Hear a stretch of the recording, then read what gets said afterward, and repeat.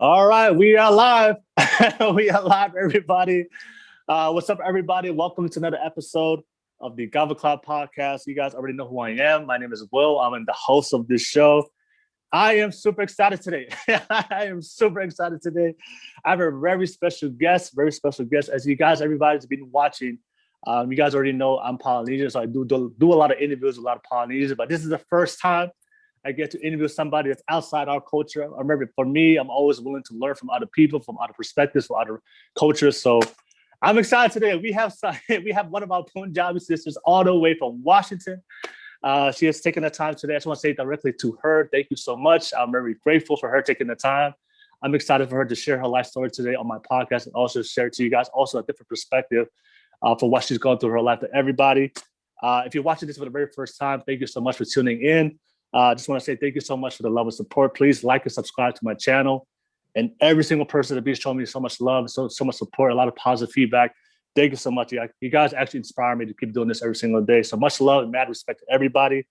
But let's get back to the podcast. I'm excited for one of our sisters today. She is very big in spirituality. That's why I'm really attracted to her when I reached out to her the very first time when I started her page.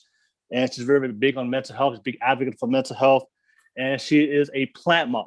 So I'm interested, and I'm very interested to hear what that means. So that's the first time I heard that. So I'm excited to hear what that means to her in her life.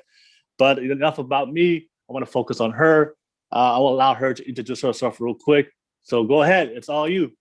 Cool. So, hi everyone. I am Anu. I am from a Punjabi background. My parents immigrated here from India in the late 80s, early 90s. I'm 27, and I think that, and I live in Seattle, Washington. Well, Burien, Washington, which is like Southwest Seattle, but I was born in San Jose, California, and then raised here in Burien. Yeah. All right, sounds good. I'm ready. I'm excited for this. Yeah. So I'm excited. So one more time, to say thank you so much for taking the time. I very appreciate you. But I guess let's get right into it because I know we have a lot of energy ready to explore right now, ready to share with everybody. The very first question I want to ask you real quick is, how did you grow up? Yeah, so like I said before, my parents immigrated here from India. Mm-hmm. So I grew up with an older sister and a younger brother. We're not too far in age. My older sister is 2 years older than me, and my younger brother is like a year and a half. Um, my my dad lived or like left India when he was like really young, and then moved around. And then in the 80s, he found a way to come to the United States and then decided to go back to India and get married to my mom. It was an arranged marriage. They like literally met each other, and then 2 weeks later they got married. It's a very different culture. Different culture that they can't come from. And then they had each other. So my dad went and got married to her, and then he came back to the United States while they figured out while my mom's papers got approved and stuff to come to the United States. So my mom got here in the early 90s with my sister. She had my sister, and then she moved here. They moved to California. Then I was born, and then we moved to Seattle, rainy city Seattle, which is totally different from California, NorCal. And I grew up in a very traditional home. Growing up, I wasn't really allowed to spend the night at like my friend's house. Very like strict, very strict household. My grandma, I call her my mom too. My mom's mom, she's the one that raised me really. Like my parents were working 2 to 3 jobs growing up. And so I didn't really, I didn't have that, just like any like child of immigrants, like life story of just not really having like your parents around to support you in like your academics, support you in and just even like going and having a conversation about like how you're feeling, like in like my culture, the conversation around like mental health and just like mental health isn't something that's really like talked about. There isn't, from my understanding, even a word for like mental health. Like there's a word for crazy, which is bagal, so it's like that also kind of shows like where how the importance of that, or really like the way that it is like viewed. So yeah,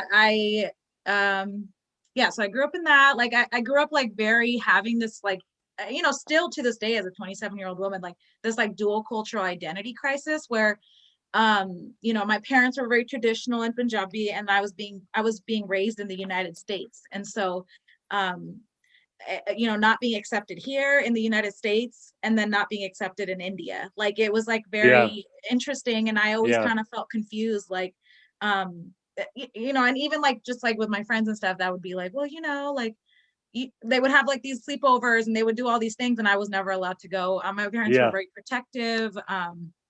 And I don't know, like I remember like one time, like, there was this guy down the street that I like had a crush on, and my sister kept like joking around and telling everybody that I had a crush on him or something, and I got so angry. I was like in 5th grade, or no, not even 5th grade, like 3rd grade or something. And I got so frustrated, and I wanted to tell on her, so I went to my mom and I was like, she keeps telling me that I like this guy and I don't like him.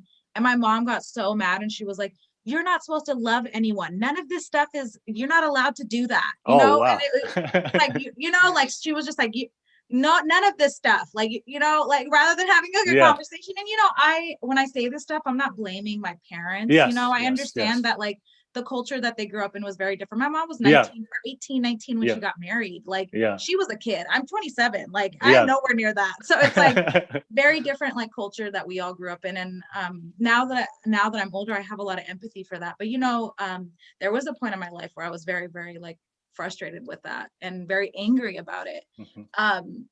But I was I was a daddy's girl. Like I was very close to my dad growing up. Like I look forward to him coming home every day. I was but like I said, my grandparents were the ones that raised me, my grandma and grandpa, my mom's parents, and which is very interesting too. I love my grandma, but the relationship between me and my grandpa was always really iffy. It was a very like he's actually still here. He's a very aggressive. I don't know how to say that in like a nice. I wasn't trying to be like rude when I was saying that, but he's tough, very tough, very tough. Yeah, he's a very tough, very aggressive man, and like and so that was like that was very interesting. And then we took care of my dad's parents. My dad's dad, who I loved. He passed away when I was in 8th grade, but who I love so dearly. He was blind, and he ended up getting a stroke later on. And I took care of him. Like I loved taking care of him. I would feed him. I would give him his juice. I would take him for a walk because he couldn't see. And I would, take him to the bathroom. Like I would, and like make sure that he was being taken care of in any way. And when he passed in 8th grade, it was very devastating for me. Another thing is I grew up, I've always been a chubby person. Like I've always been so I experienced a lot of, like body bullying. Shaming. What was that? Body shaming. Yes. Like that was like, my sister's a darker skin tone and I'm lighter skin tone, but I was a bigger girl. And my sister was a senior girl. So we both always got like so much hate for it, and obviously like with anti-Blackness, that's like so heavily seeped into like our culture. But, she so I grew up with a lot of like body shaming. Like a lot of people would, I was introduced to diet culture when I was in 5th grade. I was introduced to a dietitian when I was in 5th grade. And oh wow, that's pretty young. Yeah. And so, at such a young age, I was told that something was wrong with my body. And like the nickname for me was like moto, which is like fatty. Like that was like wow. Yeah. And it was like so it was just so like now I laugh about it too. I think that like laughter is obviously therapy. a coping mechanism for some, but it's also a way to bring humor into like our pain and our traumas that we've experienced. Like it's important for us to have that. So so and I had like a cousin too, like an older cousin. She's 10 years older than me.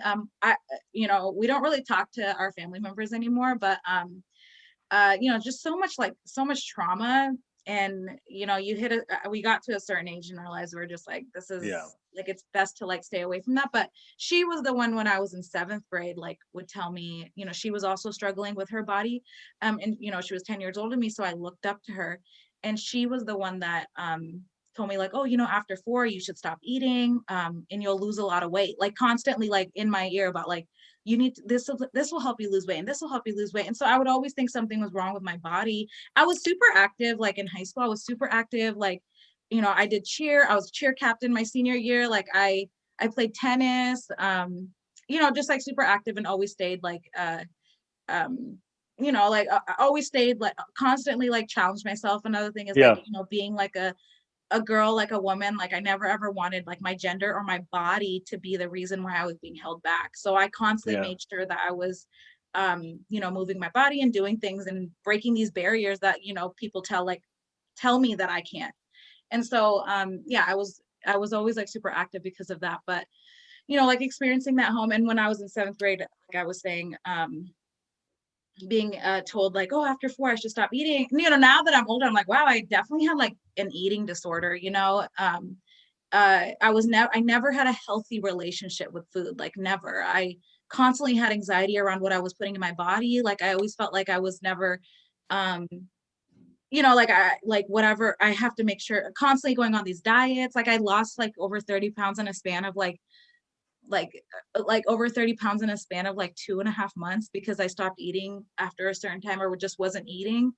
And this is like all my older cousin that's like telling me that I need to like and so so I did a lot of that. Like that was like a large part of like my growing up too. And I my sister and I now are very close. But growing up, like just like being like that young, that age group, like we were just constantly all bickering all the time. And then and I guess like growing up and then being in high school, I was very involved in high school, very volunteered for everything. I was like president of this, and like like my older sister kind of, she felt like she made a lot of mistakes, and she felt like, being like the guinea pig, like the guinea pig being the first daughter of like an immigrant, like a immigrant, and she felt like she was like the guinea pig. And so she always constantly made sure that we were like learning from her mistakes, so she always pushed me to like, make sure you do this and do this and do, and I would fight against her. I'm like, I don't want to do it. I don't want to do it. And she's like, no, you're going to do it. You're going to do it. And, I'm so obviously like, she is my everything. Like we're best, love her to death. But I'm so thankful for that, because that's kind of like paved the way for me to be where I'm at now, like I'm getting like my master's in school counseling. Like I'm very, I like now that I feel like now that I'm talking about it, I'm like, wow, I think that's like a part of the beauty of all of this. And like talking about like our past is like looking back and reflecting like, damn, I really came through a lot. But so that's kind of like the upbringing that I had. Like I was a cheerleader in high school. Like I had to have a sit down meeting with my parents about if I could wear like the short skirt and like do all that stuff, so but they allowed me to do these things because my sister was the one always vouching for me and making sure that and telling them like, this is all going to look good on her college applications, and you need to let her do that. Well, I also grew up in a low income family, so that was always like a struggle, like financially, like we were always struggling. When I was in middle school, we owned for the first like that from like 6th grade to like 8th grade, we had a business. We had a gas station and a pizza shop. And but then 2008 happened, and our business and we had to file for bankruptcy for both businesses. And so we like, my parents like worked so hard to like be where they were at, and then things kind of just fell apart there. And ever since then, my mom had, well, I'm like leaving out all these major issues. And then my mom had breast cancer when I was a freshman in high school. Like as soon as like high school started in October, we found out that she had breast cancer. And so that was very, interesting too. Like growing up with a mom going through chemotherapy was like really hard. She's been in remission for well over 10 years. So she's happy and healthy. But even then, like her health always struggled a lot too. And so seeing that, and right after we had lost our businesses, and when I was in middle school, like my dad didn't have like a job for a month, and he's a very hard worker. Like he's all I've ever, like he's now like in, we don't know how old he is because back then in India they didn't keep track of that, and that pisses us off. But he grew up in like he grew up working, like that's all he does. He's like in his 60s now, and he still doesn't know how to work or doesn't know how to stop working. Yeah. Like it was sexually assaulted. And, in the beginning, like I was 23, 22. I there was a lot of like guilt, there was a lot of like shame, there was a lot of like, I was this like bright and happy and joyful person, and then all of a sudden I was this like dark and angry and very depressed, and just didn't really like like angry and sad, and pushed everybody away from me, and was just like anxiety, like my anxiety came through, like I just felt so I just was not where I wanted to be, and just was very like and because of that I started tying and this person that had done all this to me told me that as somebody that I thought I'm a strong person, I don't need I don't care, it went deep down to my subconscious. Yeah. And I started allowing different like men into my life. I started jumping from guy to guy to guy, trying to find my worth in other men, trying to prove to that person that I am worthy and that I will amount to something. But I was doing it in such a terrible way, where I was just, it was what I thought was gonna like it, like what I was trying to prove to somebody, that I am all of these things, and but in that I was finding, I believe that like whatever energy that I'm at, I'm attracting that type of energy. Not that I'm saying that like, just because you are wherever you're at, you're going to attract like horrible people. But it was just people that were also kind of on the same, like, same wavelength, where they just they weren't serious. They didn't know what they were doing. They also were, growing in whatever pathway that they were growing in. And so I just, but and I got sorry, I'm like trying to say it in like a smooth flowing way, because it's like, so that was the summer of 2016 up till end of 2018, where I just allowed so many different, and I believe in like the transference of energy. And so the energy that I was like exchanging with other people was so negative, and so coming from a place of pain. And so then I eventually like really got serious with this one dude, and even things with me. And I was so devastated. Like I was so devastated. I was so hurt. I felt so worthless. And every single time these men would like come into my life and leave, I felt worthless. I always felt worthless because I tied my worth to them. And and they would, and now that I'm an aware person, I'm reflecting back on all this. I'm like, wow, the December or the end of 2018. And I was, that week that he had ended things with me, we went to San Diego for a trip, my sister and one of my friends.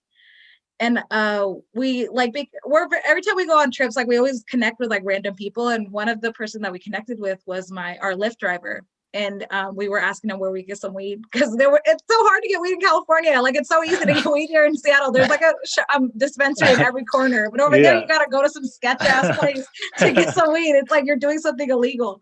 But he was like, he was just a random, I love him so much. Him and I became like so close.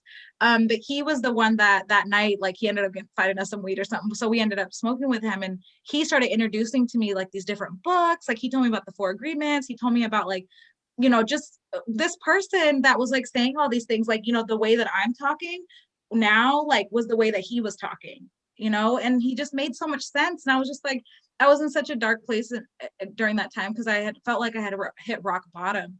And he just was saying things about like love and just meditation and finding yourself and all these things, and healing yourself, and I was just like, what is this dude talking about? But it makes so much sense. And so when I went back home, I started like in March that following 2019, I read this book called The 4 Agreements. And and we had met him again, like we went back to California, to San Diego again. And, you know, every single time I go to San Diego, we always connect because he's just such an amazing human being. But I read this book, and I remember I was reading it with like two of my other friends, my really close friends.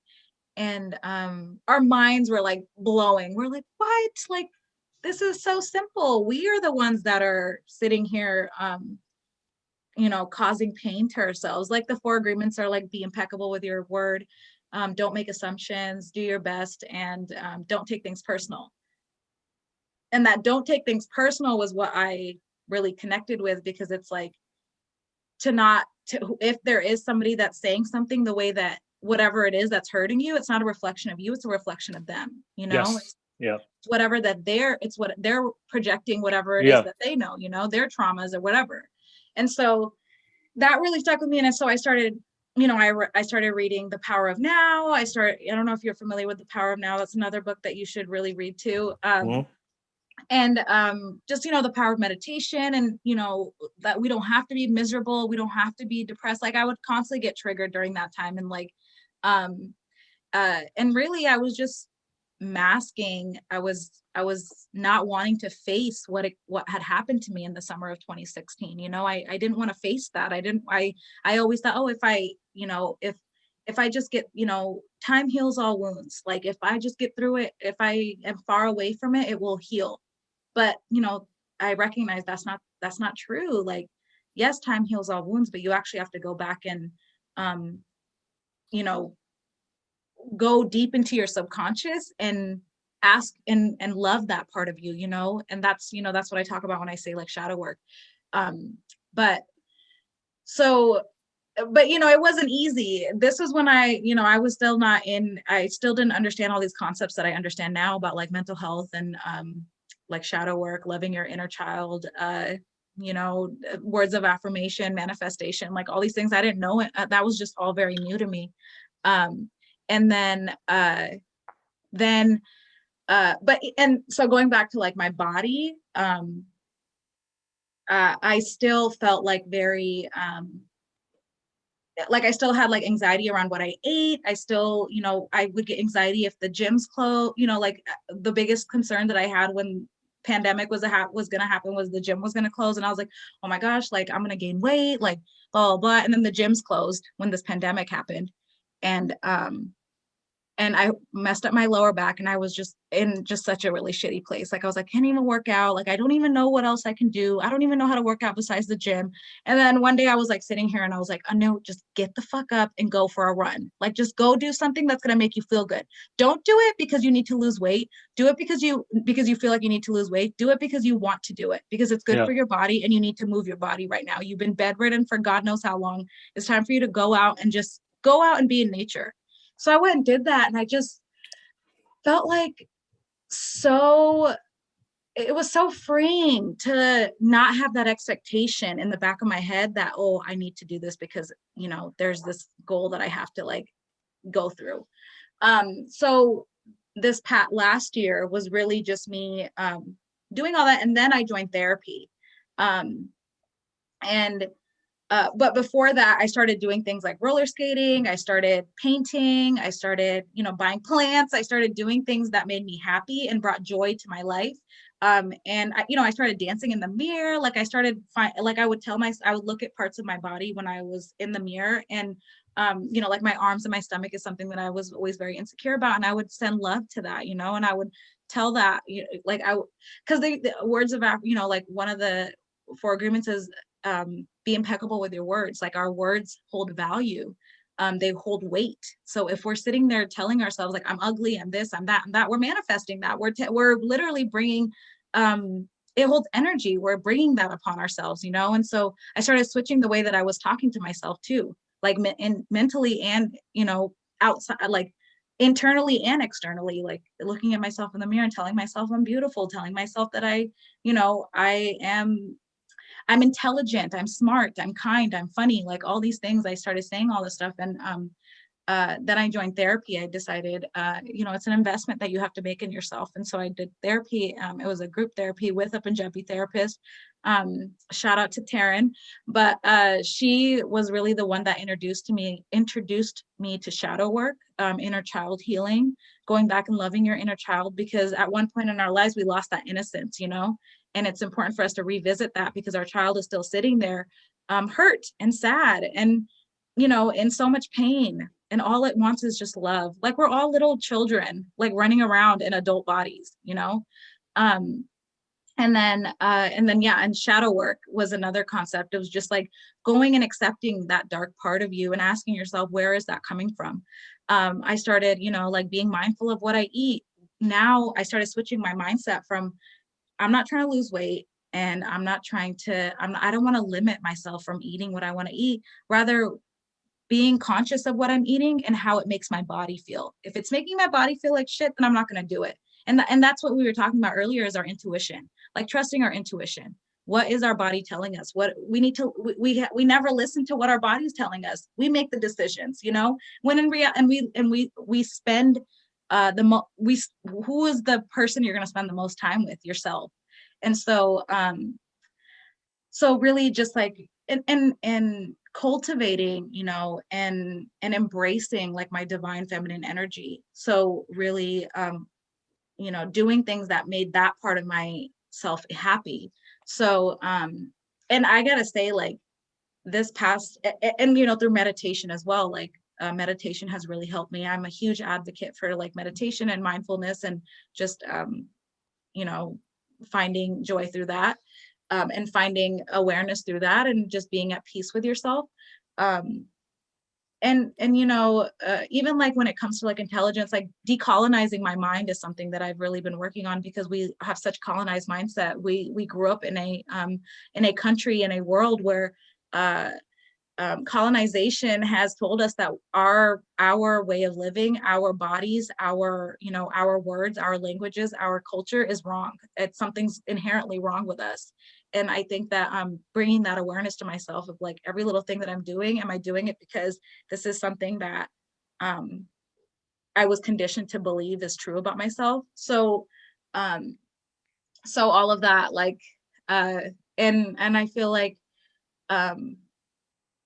like, yeah, finding like, doing things that bring me pleasure, dancing with myself, saging my room, like, doing child stuff, like being a child I think is like so important.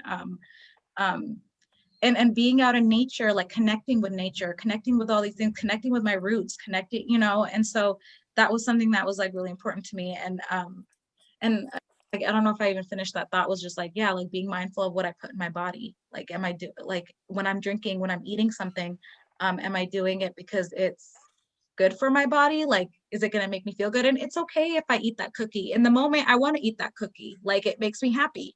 So, so yeah, and I really think like this self-love journey is obviously really new in my life right now, to the extent that I'm in. And during my therapy is when I really got to revisit what had taken place with me in the summer of 2016. And I recognized how much that moment in my life, like, completely just like changed the course of my direction, and really just, for the longest time, I was such a victim.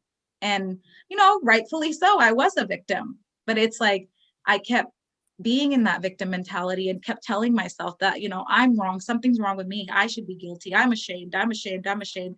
And now I feel like I've been able to take my power back. And a lot of that, was through therapy, but also through like painting, with all these other things that I've done to bring my vibration high, and all of that. So, and yeah, like, I think like really this past month is when I had this other awareness of, I'm the one that's, whenever I do come up against resistance, because it's like what I'm doing isn't lining up with what I believe internally, is when I will, and obviously I'll go into like this depression of like, oh my gosh, like, I'm allowing my thoughts to get the best of me. I don't know what I'm doing with my life. And, and those thoughts start coming in, and I have to like really take a break and be like, okay, where is this coming from? And, uh, like, like weed has like really helped me with that too, because, well, when I'm not using it as like a coping mechanism, it definitely allows me to go to like a different part of my mind and to really look at life in a different perspective. And, you know, obviously, this past year, it kind of got a little out of hand because of this pandemic. And I was just like, I need to make sense of what's happening. Like, what is this? Are we in a simulation? And now it's like, now I use meditation to get to that point. And like breath work too. I really find like, you know, breathing and being in tune with like your body is like very important. So yeah, that was like a really long drawn question. And, you know, it's a journey or answer. It's a journey. And I think that that's like the biggest thing that I learned from all of this is whenever I feel those like thoughts creeping up again, it's like time for me to use the tools that I learned through therapy and through life to go back and just love myself a little more. You know, and because I have this level of awareness, I want to be able to really live and breathe that. So like what you were saying earlier is we live in a world where social media is the way that we're connecting with people now, you know? And I think that like if that's how I'm going to portray, if that's the way that I can show the world what it is that I'm feeling on the inside, then I'm going to do that, you know? And so it's, you know, it's really amazing when, you know, you're not the only person that's came to me and told me like, wow, I can really see that there's this like change in you. I can really see that you're starting to like really embrace yourself and your body and really love yourself in that way. And, you know, it all comes down to just me wanting to live authentically. I'm tired of living for other people. I'm tired of, you know, not being this person that I am. I'm tired of doing that. Even in my school, like, you know, I constantly like have imposter syndrome. I feel like I don't belong there. And when I'm sitting in these classes, I'm like literally in my mind, like, oh my gosh, I don't understand this. Now, like, what am I even thinking? Like, what am I even doing? I don't even belong here. Like, why am I even here? These people are going to think that they're going to totally catch my lie. Like, they're going to think I'm an imposter. And so we're like really switching my mindset of like reminding myself, like, Anu, you're in this white institution. It is designed to make sure that it makes you feel inadequate. Like, you cannot allow that to happen to you.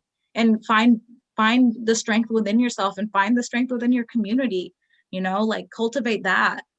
Our creativity is what is going to liberate us, and our resilience is what's going to liberate us, and embrace that. So yeah, so just like, you know, going back into that, like allowing like my ancestors and my community to be a part of that journey of like self-love for me. So yeah, I really hope I didn't go off. No, you pretty you covered everything. Yeah. I just want to say thank you so much for sharing that, by the way. Really appreciate you. I know that was a very vulnerable moment for you to open yourself up and share your shadow with everybody. So I just want to say thank you so much, because a lot of people don't realize how much courage that takes. So I just want to send you just a big hug. Thank so much you. love. So much love, because you know, it takes a lot for somebody to speak up about, you know, like I said, talk about their shadows and what I've gone through. And the fact that you did that today, not only for yourself, but also like for people that's watching that do need it, that do need that that light that you shine every single day. So just want to say thank you so much. Yeah, of course. Thank you. Thank you for providing this platform again. Like, yeah. It's So healing. so there's a lot of things I want to talk about, and you brought a lot of great things, and that's you brought a great point to everybody, that, you know, self-love is a journey that you have to go through, and it's a lifetime journey. Mm-hmm. And you're not going to figure out everything about yourself and about your life in one day, not even a month, not even a year. This whole process takes years. And with that understanding, you just know that, you know, I feel like a lot of times, because of the society we have grew up in, like we want things to be perfect so much that we don't, that because of our perspective to be perfect, that takes away from our understanding of being patient. Mm-hmm. All right, because because if you want something to be perfect, you don't have the patience because you want it now, right? I guess that just comes with our society of instant gratification. That we no longer have the perspective to understand that things take time, and because of that perspective, we no longer have the patience to patiently love ourselves. Mm-hmm. All right, that, you know, if things don't happen the way you want it today, or if you have a bad day, or you're very negative to yourself today, that's okay. That's okay, because in the grand scheme of things, that's just one day compared to your whole life. Exactly. All right. So I just want to put it out there. And you brought a very good point. I kind of want to spotlight that you talked about being tired. Like, you were tired of living for other people. You were tired of, not being happy and, not doing the things that you really wanted to do.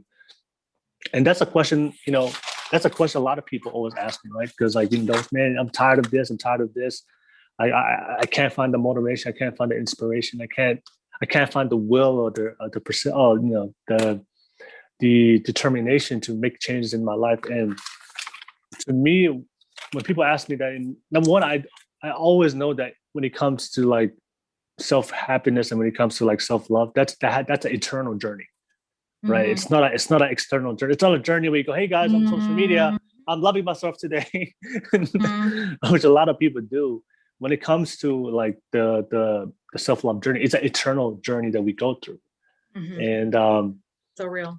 Yeah. So, of course, reading books is good, being around great people, but ultimately it always comes down to you. Like, you have to make that initial step. You have to make those decisions. And if you really struggle, and you can jump in at any time, but I always tell people, like, as much as I'm a very peaceful guy, I don't like it. It's really hard for me to be angry. I don't even remember the last time I'm angry. I'm not angry. I can't. I've got to a point right now. I'm very peaceful. So like, but I guess the only time I say that anger is very, I guess, useful in your life is if you're at a point of your life that you're not happy with, but you don't have the courage or I guess the will to change anything or to go on your self-love journey, then I always tell people you have to get to a point of time in your life where you're just angry at where you at. And if you don't get to that point of your life, then you will never take action. Because I know a lot of times, because of how we grew up, I even talked about like decolonization and everything. Sometimes of the society or that we grew up in, it teaches us to be submissive and tolerant. All right.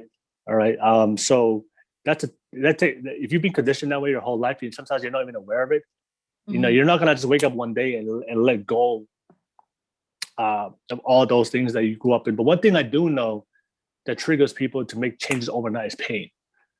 Pain, as difficult, as hurtful it is, but pain is something that really doesn't matter. It doesn't matter what you grew up in. If you get to a point where it hurts so much, you will literally abandon all your beliefs, abandon all the things that you used to grow up or what people taught you. If the pain gets to that point.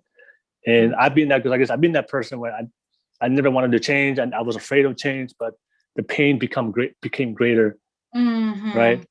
Became so great to the point I was like, I can't be here. I can't do this. Yeah. I can't do this no more. I don't care. I don't care what people, my parents are going to say. I don't care what people are going to say. I don't care the optics. I can't handle this no more. I'm going to start working on myself. And I feel like for everybody out there, you have to get to that point of time. And like, if you can find it, so, some people, they can just find that they can make that switch. You know what? Today's the day. I'm inspired. I have the discipline. I have, they have the drive. They have the fire within them, and they make those changes. Some people, everybody's built different, but for a lot of people, especially if you come from, from a very tough upbringing, or if you come from a place where people have been telling you your whole life, this is how you should be, and you're very conditioned, that doesn't happen overnight. But one thing I'm doing, that's what I always say one of my favorite quotes in life, when pain happens, pain is a sign that something needs to change. And, everything happens for a reason. And I feel like the struggles that we go through and, the storms that we go through happen specifically for reasons to kind of alter your path and direction in life towards the path that you should be living. And if you don't have the drive to change things, then that means you're still tolerating it. And the only thing I can say to people, sometimes you just gotta let people fail, and that's just the reality of life. You just gotta let people fail. And when you see people like toxic relationships and you wonder why they keep coming back, I always tell them, just if they keep going back, you have to leave them. I could tell them to leave, but you just gotta let them keep. Sometimes you just gotta let people fail, and failure is part of what the experiences that we go through, is part of growth. And that's how life is. So that's just one thing I just wanted to put out there. You have to get to a point. You brought it up. Like, you have to get to a time. You have to get to a point of time in your life you're just tired, and I guarantee you, when you get to that point, nothing. You don't need motivation. you don't need an inspiration. You don't need something. Like you will start making the changes on your own because you know how that feels like, and you will start making those necessary changes. So I was just gonna say, like what you were saying earlier with the instant gratification too, is that, you know, we live in the world of technology. So we look at what we're seeing on social media and are like, wow, like this person's so happy and they have it together. You know, people probably look at me on social media and they're like, this person is like so happy and has it together. It's like, now you know, you're hearing my story and you're like, yeah, clearly like there was a lot going on. Even when I'm like sitting here posting, you know, I'm looking one of the pictures that I had put, I deleted a lot of my pictures, but a long time ago, it was that weekend that the dude had ended things with me, and I went and I posted a picture on social media and I had just stopped crying, like bawling my eyes out like 10 minutes prior to that, you know? So it's like people are constantly comparing themselves to this like image that they see and they're like, well, I want that. Why can't I have that? And it's like to get to where that person was, there's such a long story to that. But yeah, I was just gonna add that. Yeah, go ahead. Yeah, exactly. And I'm glad you brought that up. You know, that's why at the very beginning of our podcast, that's why it's always important not to take things by face value. There's you know, there's always a story behind everybody's life, and if we can come to that, if we can create a society, we can just understand each other. I'm like, you know, that'd be so great. I feel like a lot of the problems we go through in life would just go away. I do want to ask you in the very beginning, because I feel like, you know, I don't remember you talked about when that guy that broke your heart, you know, he left you. I want to ask you is because one of the things that you have to do in your self-love journey is really look at yourself, you know, and take responsibility, right, and not deflect a lot of the issues. So, because a lot of times I see this, and I see this from both men and women, right? Say if a relationship didn't work out, right? Whether the man or the girl left them. And of course I hear this self-pity, that they're the pity party, right? You know, there's all the reasons, right? But I always tell them, have you ever taken a step back and looked from their perspective, why did they leave you? I understand that they're not a perfect person. That maybe a lot of things they did to you probably hurt you. I understand that. No, that's fine. But have you ever looked at that point and ask yourself, you know, why, from their perspective, what did you do for them to get to a point where they felt like they wanted to leave, or they didn't want to be in a relationship with you? Because if everything was perfect on both sides, then it would have worked out. Because I feel that's how relationship is. We just fit. And if the relationships don't work out, then clearly something happens. But ultimately, what I feel like at the end of the day, like a lot of times when I see a lot of people go through their self-love journey, they never go through that process because they spend so much time like they never really look deep in themselves and take responsibility. Because I feel like that's part of self-love. It's like taking full responsibility of everything you do in your life. And regardless of how people treat you or what happens or what people do, at the end of the day, you can't control that, you know, but you have full control of our own choices. And sometimes because we don't want to blame ourselves because of the pain that comes up, maybe the guilt or the shame that comes with it. Because I have been in relationships, right, when it didn't work out. And it was easy for me to say, but like, you know, because of her. But then I really looked at them, when I really took a step back and looked at myself, I was like, you know what? I was not at a happy place. And there's a lot of times because I wasn't happy. I was maybe too needy. I was too aggressive. I was voicing my frustrations. And I really look back, man, like, no, that was that relationship didn't work out, but that had a big part of it was because of me. And right. And of course, I know a lot of times when, you know, he said that, you know, worthy, you know, all these bad things that happened, but I was still, you know, it's one of the hardest things people need to hear. At the end of the day, regardless of that relationship didn't work out, you chose to be with that person. You know, you made those choices. So it's a really hard, you know, it's like when it comes to the responsibility part, that's something that I always see a lot of people struggle. And I feel like I wanted to talk about this, if you don't mind. So when you went through your self-love process and now you look back at everything, and when you really looked at yourself and start taking full responsibility, I want to ask yourself, what were things that you were doing that you probably weren't aware that was negative, that you probably weren't aware was toxic, that maybe people if they saw it, don't go, oh, man, that's things I don't want to be part of, because those are behaviors you were exerting, but you didn't know that those were like toxic or negative behaviors because, you know, because of what you were going through. So I just want to ask you if you don't mind sharing, looking back Yeah, at yourself at the beginning, and just looking into like what were things that you were doing that you felt like that could push people away from you and not bring them closer. Yeah, I think that that's definitely something that I've reflected a lot on. And I guess I should have clarified too when it's like, it was obviously like a two-way Yeah, of course. two-way streak. I think that's Yeah, the yeah. phrase. And all relationships are, it's a two-way street. Mhm. It's never one-sided. Yeah. Yeah, and it's like, it's like a give and take, like whatever it is that, both of you guys are in it, and there Yeah. is, that both of you guys are contributing to it. And and I think the biggest thing for me that I recognized, and just in general, not just in romantic relationships, but in all relationships that I've ever had, is that, I'm a people pleaser. Well, I don't want to say I am a people pleaser because impeccable with the word, but it's like, that's something that I've realized this when I took therapy was like, because I'm such a, growing up, like I was always I don't know how to lie. Like I was always the one that was looked to be honest and to tell the truth. I was the middle child. I became like this perfect child that had to like get, had their shit together. Because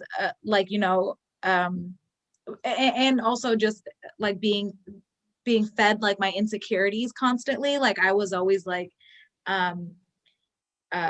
how do I like make people like me, like what do I do, and not even just like that, but like, and not in like an ingenuine way. It was really just like, what can I do to make you happy, what can I do to make sure that you're happy, and fuck my happiness, but what can I do to make you happy, and it's okay if you do this thing. And I think I know a lot of that was like me, like again, like it like being the needy one, or Yeah. being the person that was like, yeah, sure, I'll do it. Yeah, sure, I'll do it. Yeah, sure, I'll do it. And like, say, yes, yes, yes, yes, yes. And it's just like, because I wanted something so bad, that it was like, I'll do, and it eventually ended up becoming, and relationships is definitely something that is very interesting because, in that sense, because, um, uh, there has to be this like this balance. And I feel like in all my Yeah. relationships, it was never this balance because I would just give 100% of myself to whoever the person was, and it ended up coming off as like, and to be honest, like I feel like this question that you asked is something that I just started recently reflecting on. So it's so funny that you bring it up because I'm just like, okay, and now it's time for you to go back and actually reflect on what it is that what was it that you that may have gone wrong, what was Yeah. it that, because you did everything. And ultimately for me, it was like coming back to the fact that I did not, like, I felt like it was me not understanding my worth and accepting whatever it was that was taking place. But then on the same field, like in the same lens, like being that person that was so available and so needy. And if things weren't going my way, like if things weren't going my way, like You found a way. You just overlooked it. You found a way to stay in, I yeah, guess. yeah, exactly. And again, like this is a very new question, like a fresh Yeah. question in my mind, because this Yeah. is something that I'm like pondering about. But uh yeah, like I think that's like the biggest thing that I can say is like that aspect. And also just connecting with men that like I was super passionate about like feminism, I was super passionate about like racism. And if people weren't having a conversation with me, that like if they weren't aware of like that aspect of it, I would get very frustrated, and I'd be like, well, what do you mean you don't understand that? You should understand this, like you should understand why that's wrong, and you should, and now, understanding that not everybody is on that same level of awareness. And also like there has to be a way to have that healthy communication, like what we're having now. And where you're not getting angry, and not wanting to open your mind up to the other perspective. And I think that that's something that I really like would struggle a lot with, is just like and then again, like it's just so layered, because then like that comes down to the fact that I always felt like I was never listened to, like my opinions never mattered, I never, and it all comes down to trauma, like we all are, it's like trauma, like the reason why I was even having those conversations and why I felt such a need to like hold on and latch on to whoever it was that I was with was because of trauma, you know? I mean, everything is always fucking trauma, but it's like, you know, and then eventually like I started, now where I'm at now, it's like, I, you know, value that relationship that I'm like building with myself. And recognizing that, you know, that's like the most important relationship that you'll ever have is the relationship with yourself. But and you know, obviously that all comes with recognizing these things. I'm totally going off topic, but yeah, I think that there, you know, it'll like hit me randomly like, oh yeah, like that was kind of, you know, you could have said that in a better way. It's not like I was in abusive relationships. It was it was just relationships that just we were not connecting because there was such a lack of communication. And I think that's something that I really have been working on a lot, is like communicating truly how I feel, rather than, you know, rather than being so angry and holding it in and then blowing up all at once. And that's something. Did that happen often? Did that happen often? Like you used to hold it in and blow up? Yeah, I just would ignore certain things. And then when I would be like, yeah, well, and then when I would try to have the conversation, you know, when you yourself aren't willing to listen and the other person isn't willing to listen, it's just, there's no point in having that conversation. And so I feel like it was a lot of that, like lack of communication and wanting everything and just ignoring everything. Like you just wanting it to be so perfect that you're just ignoring all these red flags and just overlooking those red flags. But communication is like so important in all of relationships, you know, and being honest. I know, and since we're in the topic of communication, and this is something that I see a lot, and I'm glad we're talking about it because I feel like, I believe healthy communication is so important. And I feel like a lot of times what happens is because of the lack of communication, we're just assuming things. Mm-hmm. We're assuming things about the individual that may not necessarily be true.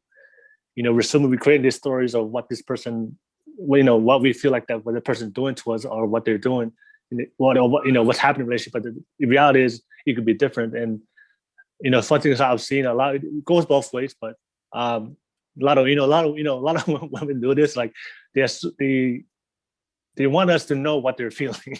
It's all trauma responses. All right. And if you don't know how they're feeling, or we don't recognize how they're feeling, they get mad because we don't ask questions or we don't check up on them.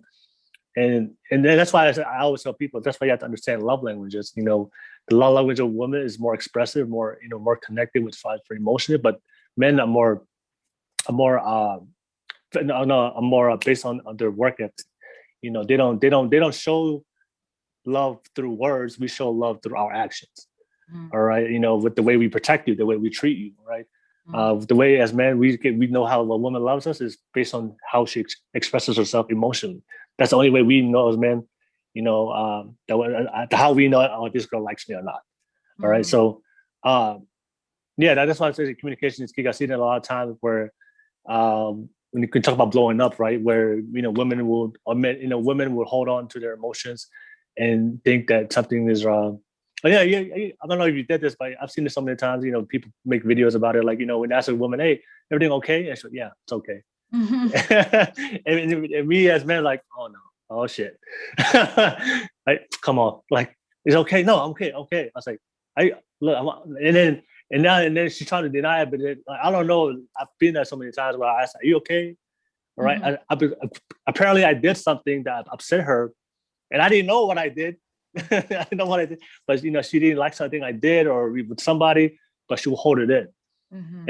And then I just see that. That's why I'm glad you brought that up. But I just feel like communication is key. Like, yeah, totally. You know, and I think for the longest time, like I was so angry with men, especially after what took place with me in the summer of 2016. I was just so angry with like men, you know, and it was just so.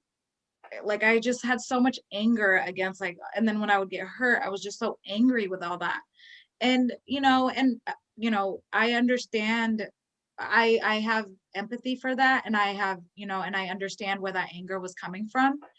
But, you know, now as an aware person, I'm able to look back at that and understand that hurt people were just hurting people. Yeah. You know, yeah, of course. And I think that that's, you know, with going back to like what you're saying is like, it's like hurt people are like, if you're not aware of why it is that you're doing what you're doing, you're going to continuously, you're not going to have that healthy communication.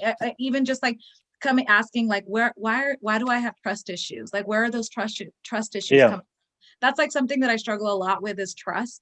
Not because I'm a Scorpio. I know Scorpios are always getting that thing that, I mean, I'm sure that has a huge part of it because we got major trust issues, but it's like, I think that there's like this risk that you take when you open yourself up to somebody.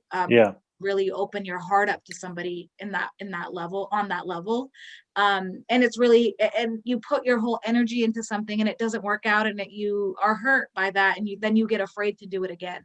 And after I had ended things with in the end of 2018, I kind of was just like, I'm done with men, like I'm done with all of this shit, like whatever, I'm done.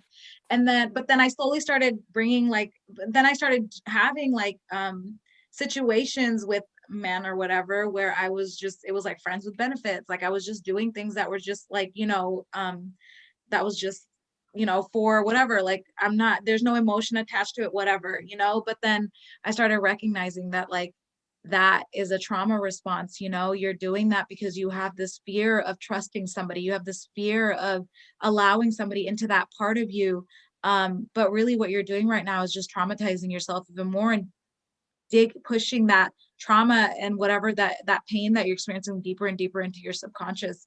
And so trust is something that I've been working, and trust isn't just within romantic relationships. It's like ultimately like trusting myself, and that's something that is very important. It comes with like that level of awareness and self-love, is like trusting yourself to make those right decisions, and knowing that the person that you're going to allow into your life, whether that's romantic, platonic, work, or just like the decisions that you're making, trusting that you're making the decisions that are for the benefit of you.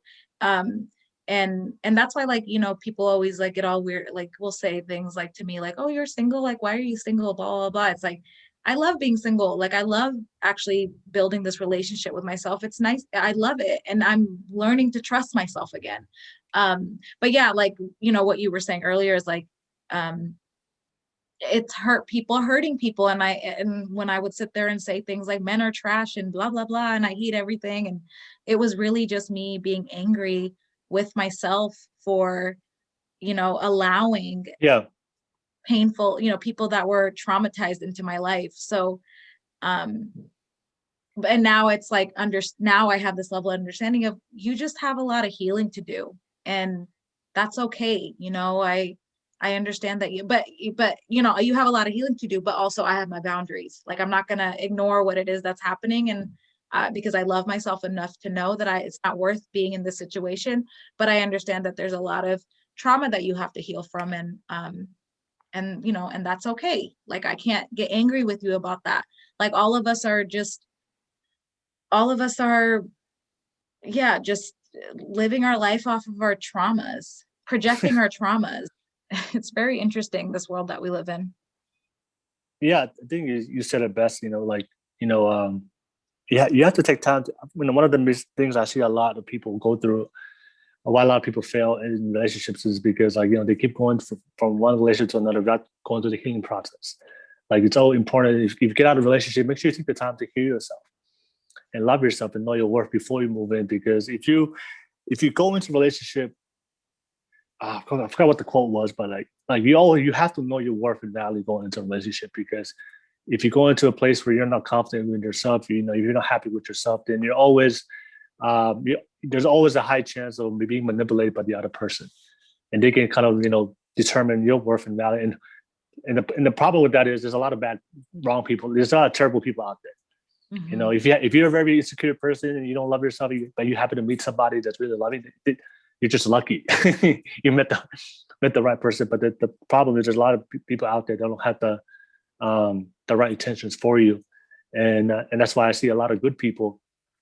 One of the most kindest people, most loving people I see all the time, and they I guess, like, because of the experiences of relationships, they become bitter.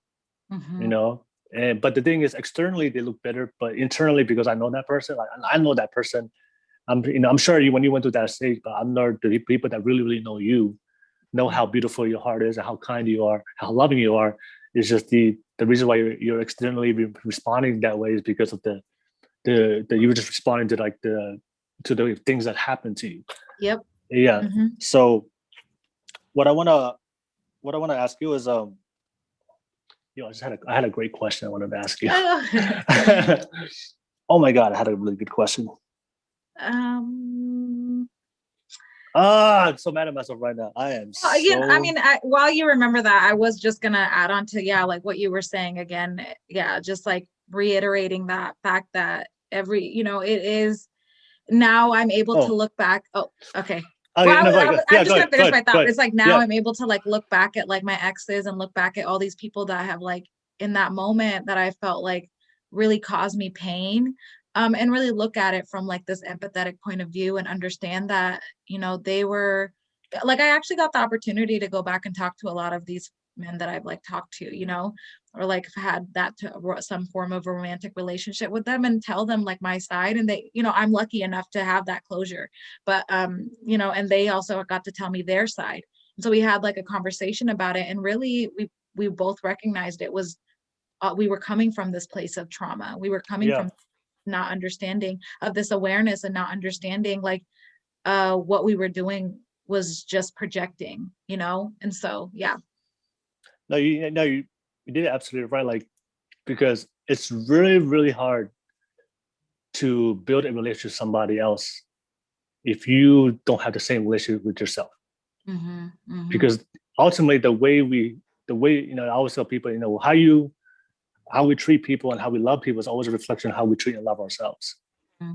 All right. So if you constantly, not a happy relationship with yourself, and you're it's really toxic, or you're not confident, then you got to treat your partner the same way, because that's how you treat yourself. And that's why I always tell people it's so important to take time to love yourself, understand yourself, communicate to yourself, so that way you can communicate that. And that's why I see a lot of people, they never go through the healing process, or they're already broken. That was a question I had because you talked about trust, right? So I wanted to ask you, like, how many times have you ever gone into a relationship, right? And in the back of your mind, you're like, this is probably not going to work out, or he's probably going to cheat on me, or this is like, how many times, I would ask you, how many times that happened?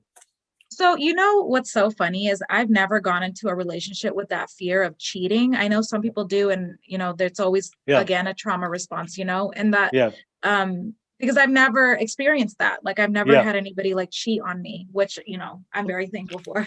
I mean, from my understanding, who knows? But I'm not talking about cheating. I'm just talking about like just things not working out. It's not going to work out. I think, almost every time, it's like almost every time I've gone into something and I'm like, there's always this fear in the back of my head that it's just, like, Anu, what are you even doing? It's not even gonna, and that's when I recognize, like, Anu, what the do you keep doing? You need to stop doing that and ask yourself, where's all this coming from? So this past year, really, I just kind of have been solo and really have been, detoxifying myself from all of that and asking myself, like, where is this lack of trust coming from? Why do I always feel like every single person that I allow into my life is going to hurt me? Why do I feel that way? And, a lot of that comes from just, like that feeling of like being heartbroken, like giving yourself to somebody or something, or, even if it's a platonic relationship, friendship, because I've had that in my friendships a lot too, where I've just given so much of myself to something and that same energy is not reciprocated, and so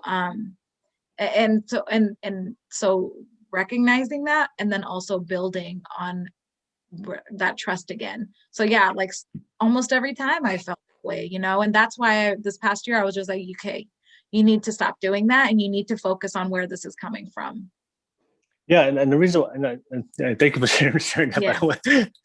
No, and I see this a lot, because that's why I always tell people it's so important to make sure we go through the healing process, because I see this a lot of times. I have friends I talk to, right? They're going into a relationship fully expecting it's not to work out, fully expecting to get cheated on, fully expecting, just, and they have this in the back of their mind, right? And I feel like whenever you go into a relationship thinking that's not going to work out, or thinking they're going to cheat on you, then you're going to self-sabotage yourself, right? Because what happens is you're going into that relationship, and now you want to affirm what you think is true. So whenever every single little thing he's gonna do, you're gonna find a way to validate that. Exactly. I knew it. Right. But that's what happens is I feel like every single time you go into that relationship thinking that way, number one, you're not gonna put in your best effort. Mm-hmm. Because like, why would you put in your effort into something knowing it's gonna not work out? Mm-hmm. Right. And I always see this a lot of people is like whenever you go into the relationship thinking it's never gonna work out, that you never actually give your best efforts into the relationship. And also you're always looking for reasons why it won't work out or why he's gonna cheat on you. And then a lot of times that puts a lot of pressure on the partner because now you're nitpicking on every single, if they didn't call you, didn't text you that one night, in your mind, you're like, oh my God, he or she are probably mm-hmm. with somebody. You're just making up stories so you can feel like your own, to like, I guess your own prophecy that you told it, that you trying to fulfill for yourself. Does that make sense? I don't know if that makes sense. Oh yeah, no, totally makes sense. And yeah, like what you said, it's self-sabotaging, end up manifesting whatever it is that you are internally feeling, because you're just something's going on, and then it's just like, okay, something's really going on, and what we were saying earlier is like, then you have to ask yourself, why do I feel like I don't deserve good things? Why do I feel like this person that I'm in is gonna hurt me? Why do I feel that way? Like, why do I constantly feel like I'm not capable of being in a healthy relationship? And I'm not saying that, you have to be single to do all that. I do find there's a huge benefit to being single and being by yourself and alone, really alone, and mm-hmm. finding out that about yourself. I know people can do it when they're in a relationship too, where, they do that healing work and build that relationship with themselves. I'm not saying that can't happen.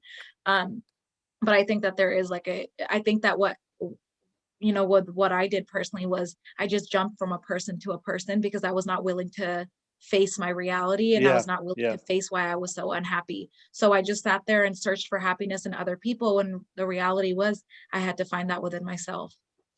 Yeah. And I think you talked about something that you brought up with the 4 agreements. I think it's pretty cool. You talked about like the importance of being aware of what you say, the power of how the power of words can make an impact of what comes into your life. And I always tell that to people, you have to watch that self-talk, not only internally, but externally. Because people don't realize, whatever you say, that always becomes your thought process, right? So if you say, I'm ugly, naturally, you're going to start thinking. When you say it, you're going to think it also. And and I feel like that, we talked about energy, right? I feel like that's so important. Like, I don't know, that whatever you speak, I feel like that whatever you're speaking into the universe, that energy always finds its way to come back to you. Mm-hmm. So if I've always seen it, I mean, there's not, I guess there's not really like proof out there, like scientific proof to prove. But energy is something that you just have to experience in life. Well, actually, there is. There is. Oh, you should watch the movie Heal. But yes. Can you share some of that? Because I don't know. That's how I'm happy to learn. I'm not a sciencey person, so I'm totally going to butcher all this. But oh wait, are you asking you that question or something else? What was the question? Yeah, you said there was a scientific proof about energy. Yeah, like we're all like energy is vibration, and like got you. Like when the theory is that when the Big Bang happened, like we all kind of like all matter has energy. Got you. And we're all like, even if you like look within ourselves, like we're constantly vibrating, and that's energy, and so like even when we're like trying to touch ourselves or like trying to like push our fingers together, like you can't really do it because we're all like energy and we're all like vibration. It is scientifically proven. I'm nice. Really terrible with like the sciencey word of this, but when I'm listening to it, I'm like, oh yeah, that makes sense. But yeah, we're all vibration, and energy is vibration. So, because and that's what you were saying earlier is like, our words hold energy. Everything is energy. Everything is energy, like even when you connect with somebody, like that feeling that you get of the, like there's like a shift in the energy and the air, like that's energy right there. Like you're sensing that, and because we hold that energy. Like if somebody that has that negative, that depressing or like negative and just like kind of like dark energy, you'll know, because that's that energy that they have around them. And so like and that's why people are attracted to certain types of energies. Like I've noticed that with myself. I'll attract a lot of people that are wanting to like be on this really beautiful life path. Like they're like, I just saw you and I just found this bright light when I saw you, and I just want, I'm attracted to you and I really want to, I love talking to you and I love the way that you, and this is not just romantic, but then in the same way, you see them, the really like people that are, I call them soul suckers, like that will also come into your life too, and will only want to be there just to deplete your energy. So you'll get those two types of people that'll come to you, that are actually wanting to change and that are actually wanting to better in their lives. But then you'll also have those people that are just coming to you to deplete you of your energy and empty your cup. But I remember I saw this interview on I forgot what it was. I forgot where it was. It was a long time ago, but it was this guy. He wanted to prove the how the impact of the words that you say can really have an impact, especially when that's what we're talking about. to your performance, right? And he was so he had a group of athletes, right? And they all had the same injuries. They all had the same injuries, and then they're all going to the same rehab process. And they told one group to practice positive affirmations, right? To say positive things. And then the one group, they told them not to say anything. And then another group, that there was 3 groups, and then the other group was told them to be negative, complain about the injury. And they monitored this. And then what they saw was I think 95% of the group that had positive affirmations, not only they healed from their injury, but they actually performed better from even before they were injured previously. And then everybody that was either did not have any positive affirmations, or anybody that the group that always said negative things about themselves, about their injury, they actually never got back to play at the same level they did before the injury. So it's kind of cool. I mean, so it's just kind of cool when they shared that. I was like, like the big difference of energy. And I always tell people I feel like the energy that we put out, it's like that. But talk about like radio waves. For a radio to work, there's always the receiver and there's always the signal. What's that word? The one that receives the signal, and then the other one that I guess puts it out. Yeah. That puts it out, right? And it doesn't matter where you're part of the world. Like when you send out negative energy, people are gonna receive it. And then as you get closer to those people, that's why those terrible people, if you're always putting out negative things about yourself, and you always wonder why you're always attracting a certain type of man or woman or people in your life, that's just how it works. You're really putting it out there, and they find it, and then when they feel it, they'll come to you. And that's why it's so important to be yourself and don't hide your positive energy, because like when negative people, when they see a positive person, they'll just stay away from you. Right. You have to it's attracting the right people, not trying to find the right people. You want to attract the right people. Like a similar study was also done with plants with that, like Mythbusters, and I'm sure a lot of other Mythbusters is what I remember because I remember watching it in high school. But plants are alive, and there was a study that was done that was talking to plants in like a negative way and then versus a positive way, and even just like the music that they were listening to, the plants were listening to, and you can see that either they were dying with like negative words, they were living with like positive words, like if they were listening to specific frequencies, specific words, like you could see like that had power in it. Like even for plants. So imagine what I could do for humans. All right. So I do want to ask you, since we're in the topic of relationship and dating, I want to ask you, what's the hardest thing about dating now that you find? Because I know today is dating today with social media and everything, that can be it's really challenging. It's really challenging. So I'm just interested to hear your perspective of what's the hardest thing for you now, trying to date somebody in this age of social media, and trying to find some, attract the right man for you. I think that well, first of all, this pandemic doesn't make it any easier to get connected with people in person. But also, I think that we are growing up in a world where there's so many options out there. Yeah, that's true. That's true. I think that, there's so many things that I could say about this. One thing is, we are growing up in a world where there's apps You know, there's literally an app called Plenty of Fish, you know, like people, if it's not working, they think that there's something better out there, and then they will go after, you know, it's just like, oh, whatever, it's not working, I have more options, I'll go on this app and I'll just swipe and swipe and swipe. And, you know, again, I think that that comes from trauma. Like, I think trauma is like a huge part of all this, is like people just are not, you know, people are hurt, and there's just no, I think technology has played a huge role in all of this. Yeah. And I think that because that gives them the option to go back online and go and entertain themselves in other ways. Um, and I also think that like there's more independence that's being gained, you know, and on the bright side, there's more independence, especially with women. Like, more women are starting to find that love and that you know, that acceptance within themselves. Whereas back then, like our parents' generation, it was something that was very much expected. And, you know, like men were the providers and women were the homemakers.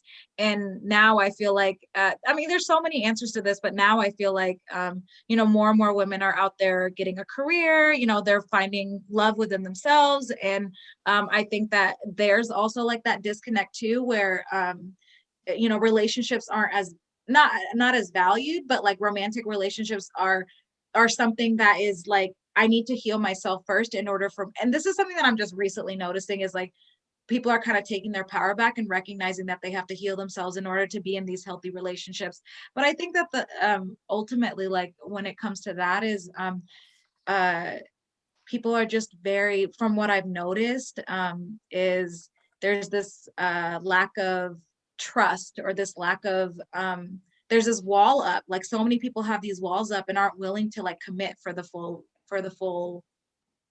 time, you know. And that's, I guess that's that negative side, but I mean, I'm looking also at the positive side of like people are finally starting to recognize that they can, that that's not their end all be all. There's other things in life, and I think the biggest thing in life is to make sure that you're building that relationship with yourself first. But yeah, but then on the flip side, um when there is something good, people tend to ignore it because they're not over whatever they've experienced in their lives, and they're not willing to face that reality uh and open themselves up fully to the person, because they're hurt and they're scared that they're going to get hurt. And so what'll happen is they'll be in there for a certain amount of time, and then as soon as it gets a little too much, they'll step back. And I mean, I say that because I was also the same way. Like, sorry, the sun is like hitting, it's starting to set, but or I think it's starting to set. um but yeah, like I don't Is know, it? I think I just answered it like Yeah. in different ways, but I feel Is like it? technology has like a huge hand in this.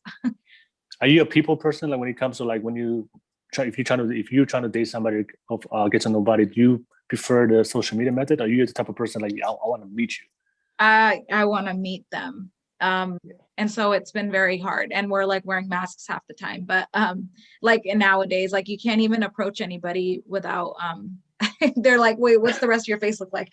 But I think that yeah, I'm a total, I mean, this past year I definitely became an introvert, and I also kind of became like socially awkward because I wasn't talking to anybody. But I'm a major extrovert, and I definitely don't, it has to be beyond social media, but we just like stay there. Like, we just stay on social media, we just stay on these dating apps, and it doesn't go any further. And that's because there's so many options. Like, what ends up happening on these dating apps or on social media is, if it doesn't go on to the next, onto the next, onto the next, you know, and then you just keep doing on to the next, and until like, and without recognizing that, it's like, okay, well, why don't I just take that time to like spend with myself and really ask myself, what is it that I want, and why am I having these commitment issues, why am I having these trust issues, you know?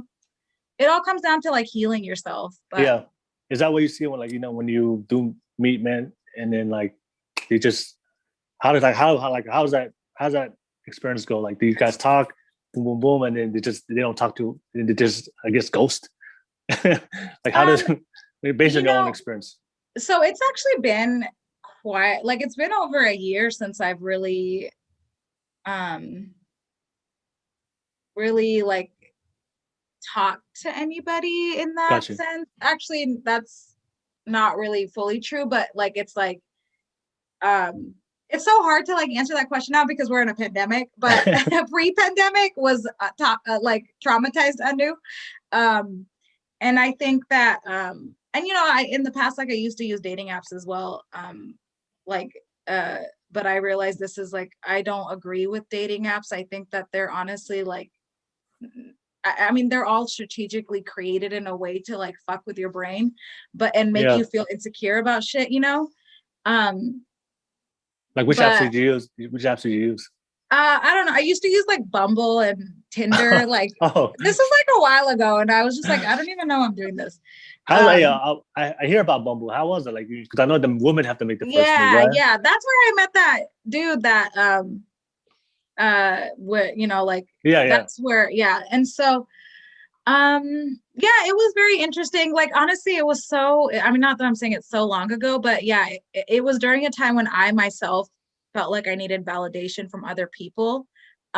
So it's such an interesting question for you to ask that, because I'm such a different person now. Like I just feel like it's so different from the way that I was, because I was sitting here literally swiping to get validation from other people, and it was just such a toxic way that I was like using these apps,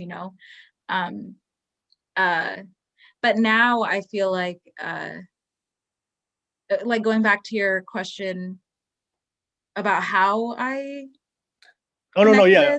Oh, okay. Yeah. No, I was interested, like, you hear, like, what's usually the things you see as far as how men respond to you when you try to talk to them, and then it's so funny because we were talking about just like the energy that we put out is the energy that we like attract, and I feel like now the energy that I've been putting out, like the men that have been connecting with me, that will like slide to my DMs or whatever, because that's how it happens now. There's literally no other way that shit happens, because I don't even leave my house. But it's a lot of it is like, because I'm starting to live more and more authentically in my own, the men that do approach me are also on that same path, if that makes sense. Like they're also all trying to like grow in their spirituality. They're starting to like kind of learn more about that. I've noticed that it's so weird, because it's true. I think that it's true. Once you start living authentically and genuinely, you start attracting that type of, I mean, I'm not saying that you don't attract that bad energy, because that's true. You do attract that, because like I was saying earlier, they see that and they see the good in that and they want that, but then, you yourself are strong in your foundation and your intuition, and you're able to understand like, this person isn't right. But I've noticed that a lot of the men that do connect with me, obviously it's usually through social media, will be on that same path, and will be aware of themselves and aware of their traumas and aware of shit that they're also like at a place where they're like, I'm trying to build this relationship with myself first. So it'll be like genuine ass conversations of us just talking about spirituality and like life and nature and like love and how to spread that love. Like love is like true love, like what does that mean? I have a lot of conversations like that with people, like the stuff that we're talking about. I feel like I love having these conversations, because we're learning, like I'm learning so much from you. But I feel like that's kind of how it is. I know it's a very a long drawn answer to that, but it's also because we're just in such interesting times. Do you prefer? And I'm very isolated from a lot of people. But what was that? No, that's fine. I'm not saying. Do you prefer the man to make the first move, or do you prefer you to make the first move? I feel like I really don't care. I'm at this point. Yeah. No, and also like I'm a very like, I mean, before like I was very like, it was very like, I don't know if I think something's like, if I see something, I'm gonna say something, and so I'd be like, but usually it's always like the men that usually make the first move, like, because we live in a society where like it's like kind of weird and people take it back if the woman makes the first one, which is all tied into like patriarchal, like sexist notions, but also like just the way that we've all been socialized to be is like men have to like take on that duty. But no, I feel like I also am somebody that am very like, if I'm feeling confident, I will definitely go and say something. So that's you talked about a lot of things of why relationships don't work out. One thing you talked about was accessibility, which is true. What there's was so that? many, you talked about accessibility, Uh-huh. the access, to relationships and sex now, right? And that's why it's really Mhm. hard. It's really hard, especially, in our society that we grow up now listening, I guess the conditioning we have as men is all about is like have sex. Because if you listen to all the Mhm. music, all they talk about is having sex. The movies you watch, all about having sex. So now we've grown up at the society as very young kids where Mhm. the main focus for men Mhm. is having sex. And then of course social Mhm. media now having all these options. That's why I see a lot. And a lot of, like you said it best, nobody wants to build anything, build a relationship. Mhm. Everybody wants, like we talked about earlier this today, the instant gratification. Mhm. Everybody just wants things fast, and I feel like that's what relationships are nowadays. It's like everybody's trying to find the fastest relationship to get what they want. We got, depending on the person, what they want out of the other person. Mhm. And if they don't get what they want, the first time of struggle, um, because we're so sheltered now as people, we're not really exposed to real life like that, like our parents did. That's why I see a lot of people never, um, you know, nobody. I mean, that's why people have options now. If it doesn't work out one person, they just move on to the next person. And Yeah. uh, and I see this. Yeah, I see this a lot with a lot of people. So Yeah, we and live in such a like fast-paced yeah, society. yeah, yeah. Like nobody wants to. I see this all the time. Like, I have younger cousins or friends. Like something is not working out with their partner. And that's why I feel like that you mentioned earlier, like healthy communication. Why healthy communication is key. If you have a problem, you guys should both be at a place where one person can express their opinion Mhm. without you Mhm. reacting emotionally, and just letting Yep. that person tell you, hey, you know what, I'm not, you did this, but I don't like that, right? But now Mhm. everything so is so like every because social media has all these false narratives of what a relationship is. That Mhm. sometimes, like, especially we see this a lot on social media, like men ain't shit, Mhm. So I see a lot of girls with that mentality. I see a lot of girls with that mentality, and then they never work on things. And you Mhm. combine that with the fact for men, now we talk about, we're so focused on sex, and then we have so many options now.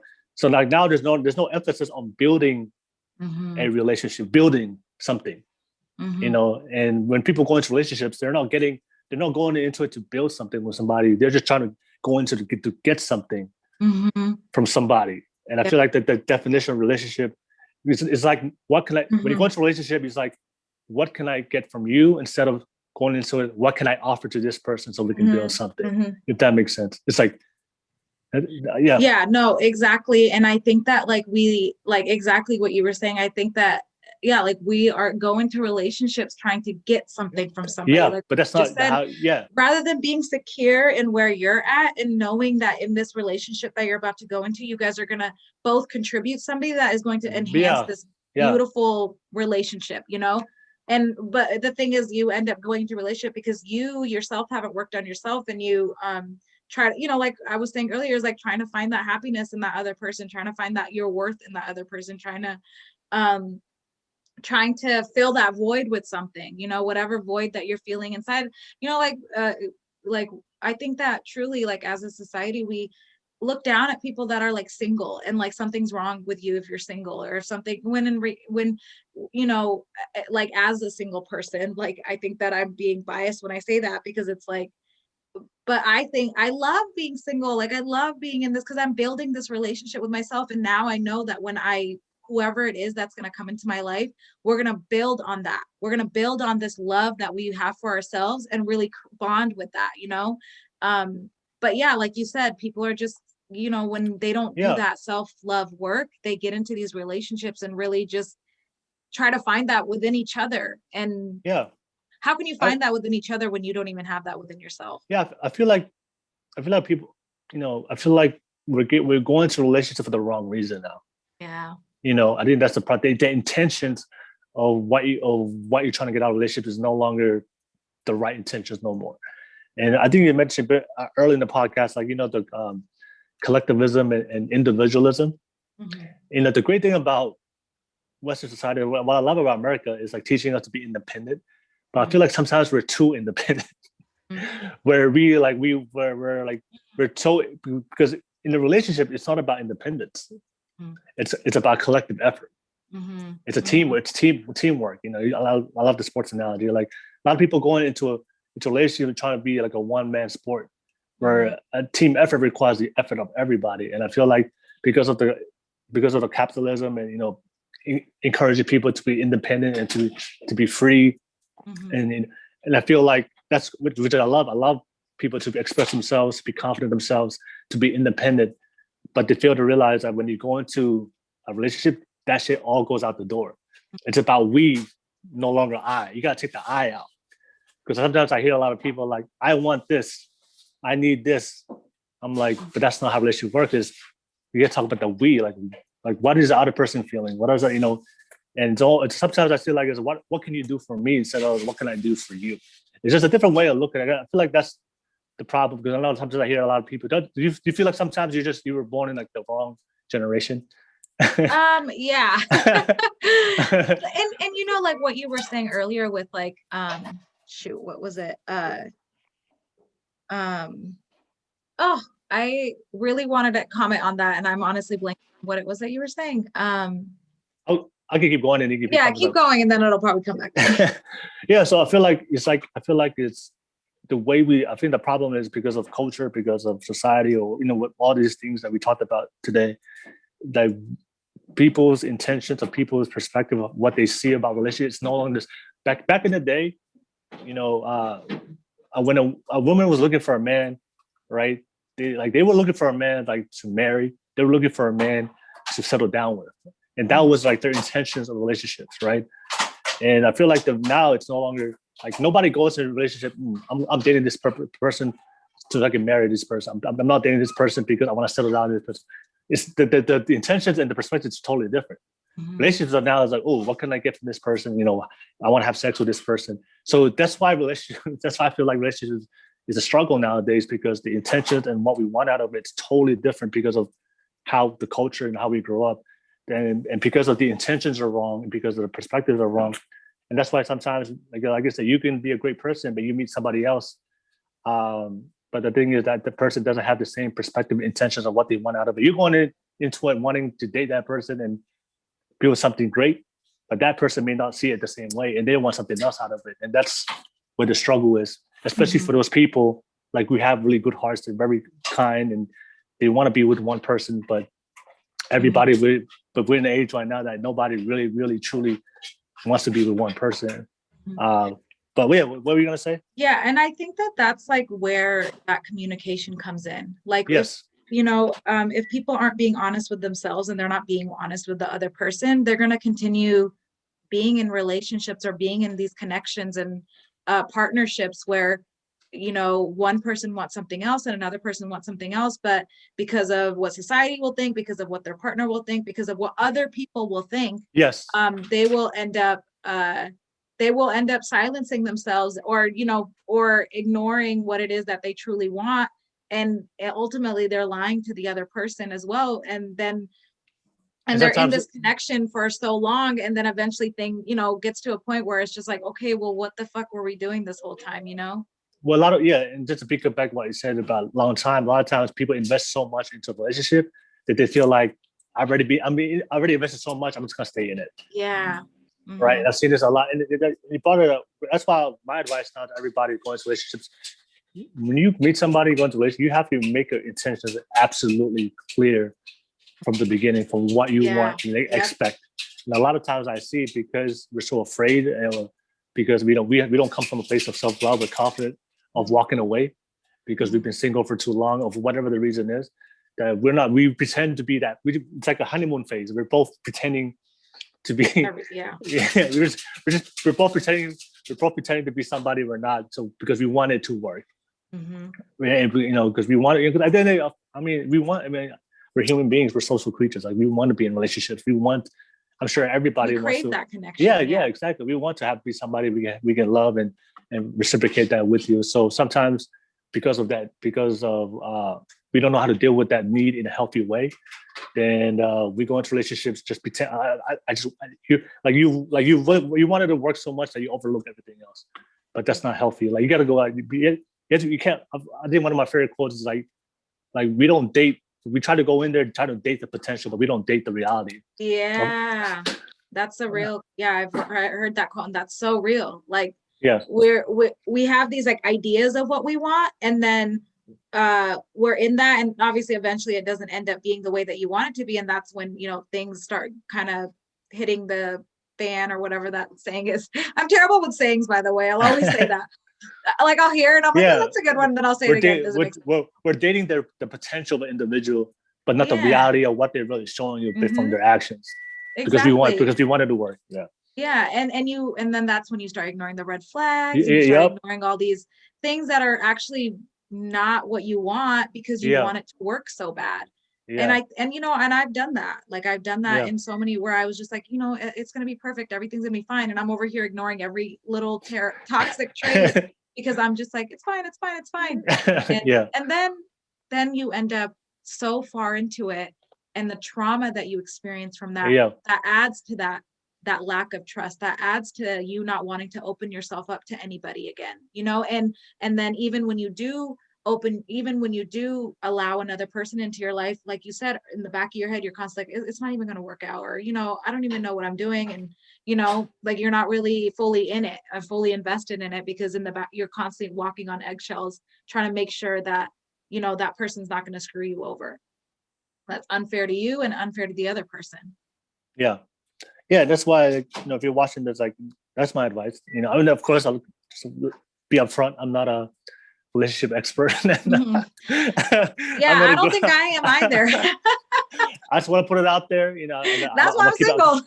I'm gonna keep it real, but just based on my own experience and observations, that I feel like, you know, because everybody is misguided as far as the intentions. So that's why I believe that's why it's hard now.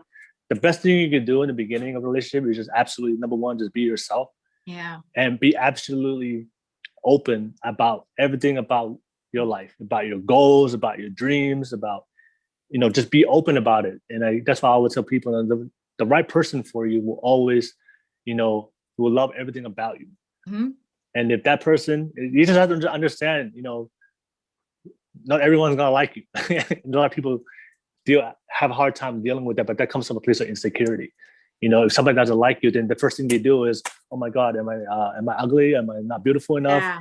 No, there's just people out there just not for you, like food. There's some food I love, and there's certain things, some fruits I don't like. And just because I don't like that certain fruit doesn't mean it's not tasteful. I just don't like that fruit, but for somebody else, that's like the best tasting fruit for them. So, you know, you have to go to a place where you have to go into, I feel like you have to go into a relationship knowing that you can walk out of it and that's absolutely okay.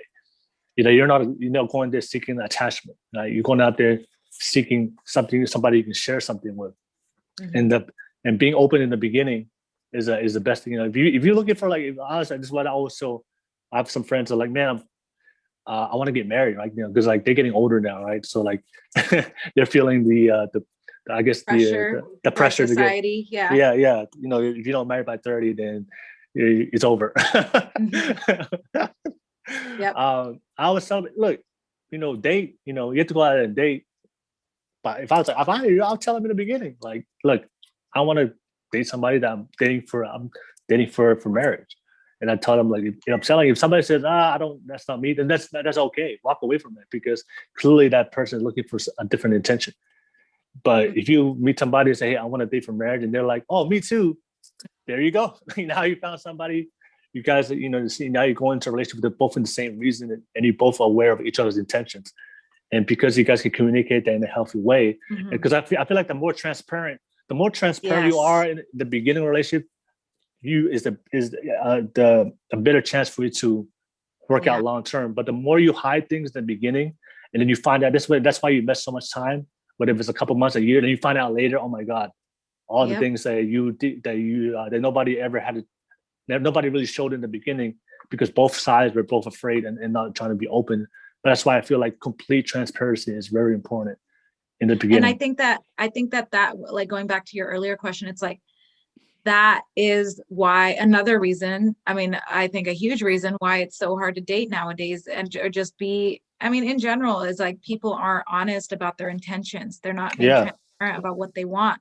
And then when one party wants one thing and another party wants another thing, and then later on they're like, but I wanted this, and you're like, but you never communicated that with me. Exactly. Like, but if you're upfront right in the beginning, and there's that fear of, if I'm being honest with this person, what if I scare them away? But it's like, if you're going to scare them away, then you probably shouldn't be with that person. Like you should probably be with somebody that's actually going to see your worth and love you for who you are. Yeah. And I see this a lot. It's crazy to me when I see somebody in a relationship. I see people in long, whatever, 6 months, with a year, and one of our friends just came up to me and we had a discussion a couple of weeks ago. I guess they've been dating this person for a year, and then they were asking me how do I approach? They want to have the conversation from their partner, but where are we? What am I to you? Where I was like, wait, you've been with this person in a year and that person hasn't made it clear of where you stand. I was like, what? For me, I was like, oh my God. For me, that was mind blowing. I was like, how? But you've been with this person the whole time. Have you been faithful and loyal to this person? Have you been faithful and loyal to this person the whole time? But he hasn't made it clear where you stand with that person. And I was like, why you never ask? I was like, I don't know. I just felt like that over time he would just understand that that just us being together for a long time, then that necessarily means. And that's one thing I see a lot of girls and guys go through. They think that the amount of time they invest in a relationship is going to lead to commitment. Mm-hmm. No, commitment is what leads to long-term relationship. How much time you're with the person means nothing if that person is not committed. If that person hasn't made their intentions clear. You could be with somebody for 5 years. I've seen people be with somebody for 5 years and they'll leave them just like that. Mm-hmm. It's because the whole time nobody communicated anything, so they were able to function in a way that they didn't have to commit, but they can just be around you. Yep. So yeah, it's crazy. Yeah, it's kind of crazy. Yeah, and I think I'm not saying that that's the reason why I've been single for so long, but it's I think again, it just goes back to the importance of building that relationship with yourself and being in that relationship with yourself first. Sometimes I always hear this saying is are you okay with being in a relationship with yourself? Ask yourself, are you okay with being in a relationship with yourself? And if you're not, go and work on that, yeah. It's so important for us to be honest with ourselves about that. But yeah, everything you're saying is so spot on and so relatable because, I've been in situations where I've put myself in situations where there was no communication, and that's something that has been a shadow of mine. If we're going to go back into shadows, is this lack of communication. And again, it's because of when I have spoken up, I've been silenced. And so I always felt oh, what's even the point? And it's one thing that I went through, you start tying it to every aspect of your life. And it's just that's when it's getting out of hand, and you need to go and ask yourself, why do I feel I'm not having this? Why do I feel it's not working out with other people? Or why do I think that, where is this lack of communication coming from? Why do I feel I can't be heard? So yeah, I'm just a huge advocate, and just self-love is such a huge part of my it's my life. And I think that that's ultimately what's going to liberate us all. Yeah.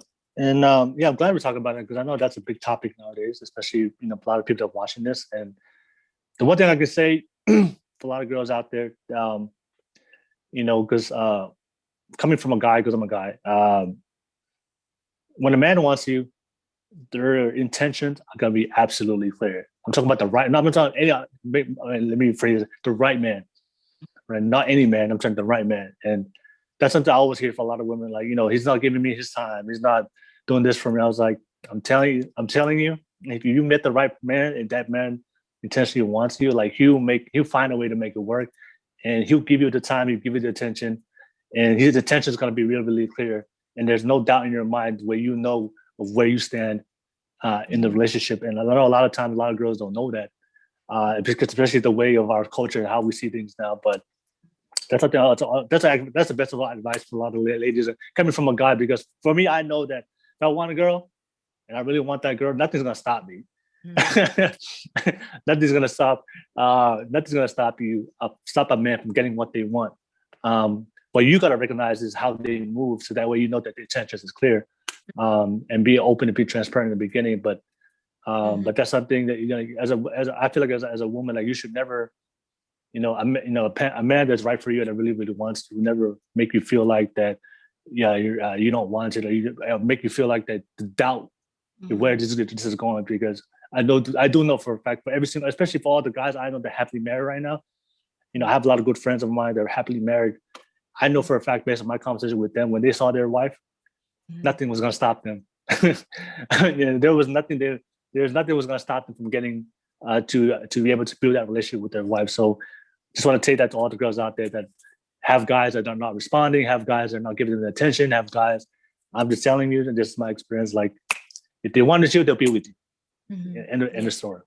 Yeah. And like, that's why it's so important to strengthen that intuition, because when you know, and if you are uncertain about something, if you're uncertain about something in a relationship, that's a red flag right there. Like, it should be clear to you. It shouldn't be something that's confusing, or it shouldn't be something that's like you're questioning internally and you're not able to bring it up. If it's confusing to you, then either bring it up, or it's not something, it's not something that is worth it. And I think strengthening your intuition and listening to your intuition is something that will benefit a lot of people in general. Like, if you're uncertain about something, or if you're feeling that uncertainty, listen to that. I know I just gave some advice. I know I just gave some, my personal advice to a lot of women out there. I want to ask you to do the same thing. Can you give a lot of personal advice to a lot of men out here that's watching about something that they usually mess up when it comes to women, but then they may not know because nobody told them? But for all the men out there trying to find the right woman, what's your advice as a woman to know what? Because I just gave the advice. Yeah, I just gave advice to a lot of ladies out there to how to attract the right man, because I know what that is because I'm a guy. But I want to ask you, because since you're a woman, for all these guys out there that's just getting used and abused by all these bad, terrible women out there. So I want, coming from because you're a woman, what's your advice to all those guys out there trying to find out? How can you recognize that that's the right woman for you, coming from you as a woman? And I think that I guess this also just goes both ways. I've never actually had somebody ask me that question. That's really funny. Yeah. I think I guess I've been preaching this the whole entire time we've been talking, but I don't know, I just feel like, well, I'm really thinking about this, is just, again, going both ways. Communication is everything. Intuition is everything. You really want to make sure that the person that you're working with is somebody that is actively doing that work of healing and is aware of the impact that they're making. I think for me personally, when I'm having conversations with different men or whatever, I want that to be made clear, my intentions to be made clear. So it's the same thing both ways. I feel like if there's and I also feel like patience is something that's really important in this. Oftentimes, I've came across men that are not really patient. And I think that a woman is divine, feminine energy is something that's very it comes with the emotions and the nurturing side and all that stuff, but there's also a lot of patience, because as we get to know, both sides, as we are learning more about our bodies and learning more about ourselves, there has to be this level of a patience when it comes to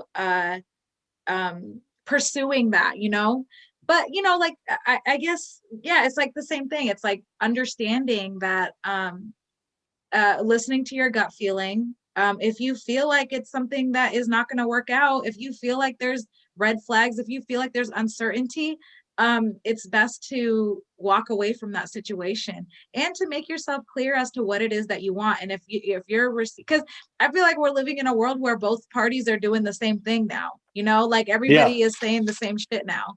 if they're not wanting whatever it is that they're wanting, they're just kind of beating around the bush.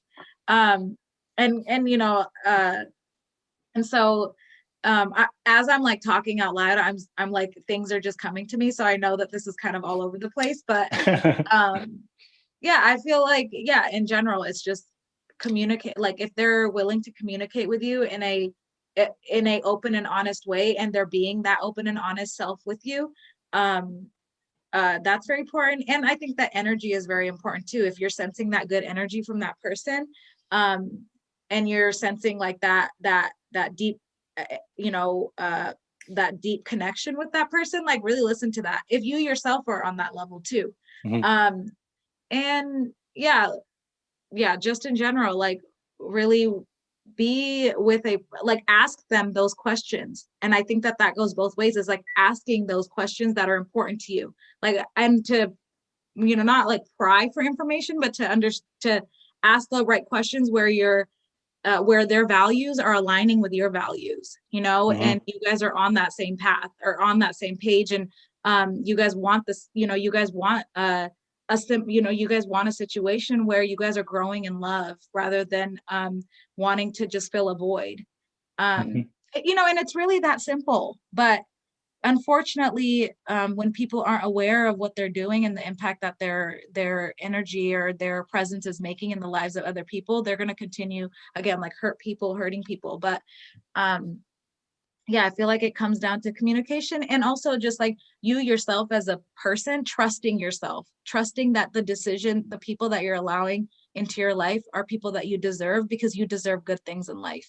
And truly valuing that, and truly, you know, like truly believing that, you know, if there's somebody that's in your life, and asking yourself, like, why am I doing this? Why am I in this relationship? What am I wanting from this relationship? I think that people don't ask themselves that. Is they just get into relationships and they're just like, oh, well, I really don't know why I'm doing this. Am I doing this because I'm trying to fill a void, or am I doing this because I want to move forward with something? And I'm just letting it, and it should not be, and I do believe that it should be something that's, you know, they say like relationship is work, you know, and you have to work hard, you know, you have to put in the energy, you have to work hard. And but it comes off in such a negative way. I don't believe that relationship has to be this like negative work that you guys are doing. It should be something that both of you guys are growing in, you know, both of you guys are and you guys are uplifting one another and elevating one another, you know. What were you gonna say? No, I was gonna say, when you talk about, you were saying about work, right? Relationships are work. Yeah, relationships is always considered hard work if the intentions are not aligned. Yeah. Yes. You know, if you love somebody, you don't really see it as work. You just see it as, I'm spending time with this person. You know, but if you don't like it, if you're doing it for the wrong reasons, or you don't like that person, then of course it's gonna seem like hard work.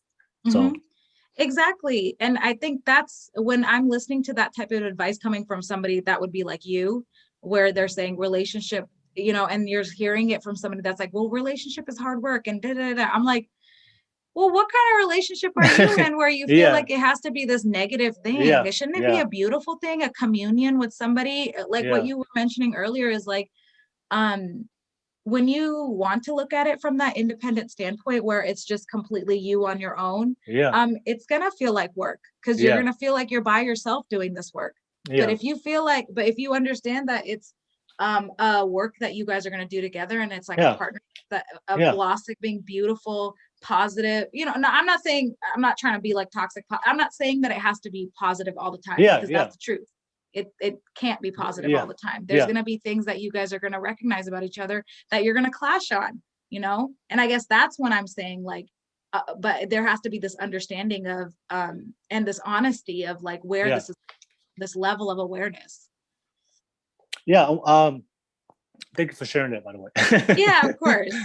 Yeah. I've never had that somebody ask that question to me, but you know, and I think I've just been preaching it the whole entire time, is like, it's so important for us to be aware, like, what is it that you want from this relationship? What does the other person want from this relationship? And are your guys' values aligned? Like, are you guys on the same path? Like, are you guys on the same page? Like, what, you know, what's truly your guys' intention out of all of this? Yeah, I feel like sometimes, like, I don't know, just a random thought just came to my head. I feel like sometimes it's like, it's what we see in the media. You know, like Like, we grow up, watching these cartoons where, the princesses and we just come and sweep you off your feet. And that's our like version of what love is, and then like, a lot of times the guys just expect, okay, I'm just gonna talk to this girl and then everything's gonna be perfect. Or girls think that the perfect guy is gonna come around. But yeah, I feel like I just thought about that right now because I remember I had a conversation with the girl with somebody. We were just talking about like the way that the media of what we watch and see has an impact on what we think a relationship should be when it comes to love. I do want to ask you because I know you are you're pretty. I know you're a confident woman. You've been in your self love journey. You learned a lot about yourself. You're pretty independent. I love your vocal. Like you have your own mind. You're not afraid to express it. So I'm just interested to hear because you're independent. You're vocal. And you are a beautiful woman, by the way. Like you are beautiful. Okay. Okay. And of course you have a social media presence. I want to ask you, do you feel like sometimes men like are intimidated by you? I'm just interested in that because I feel like these are conversations I always have with guys, and I don't hear a lot with women, but I feel like from guys like we always have every girl and guy we always have a ranking system when we see people, when we see men and women, and I feel like depending on what you do with your life, a lot of times people will categorize you, oh, you're a high value woman or you're a high value man. And a lot of times what I see, and it could be the same thing for men. If there's a guy that's really career oriented, he's doing big things for himself, he is building a business, he has big things. I feel like from both sides, like men, sometimes women they become intimidated from that type of woman, or men can be intimidated from that type of woman.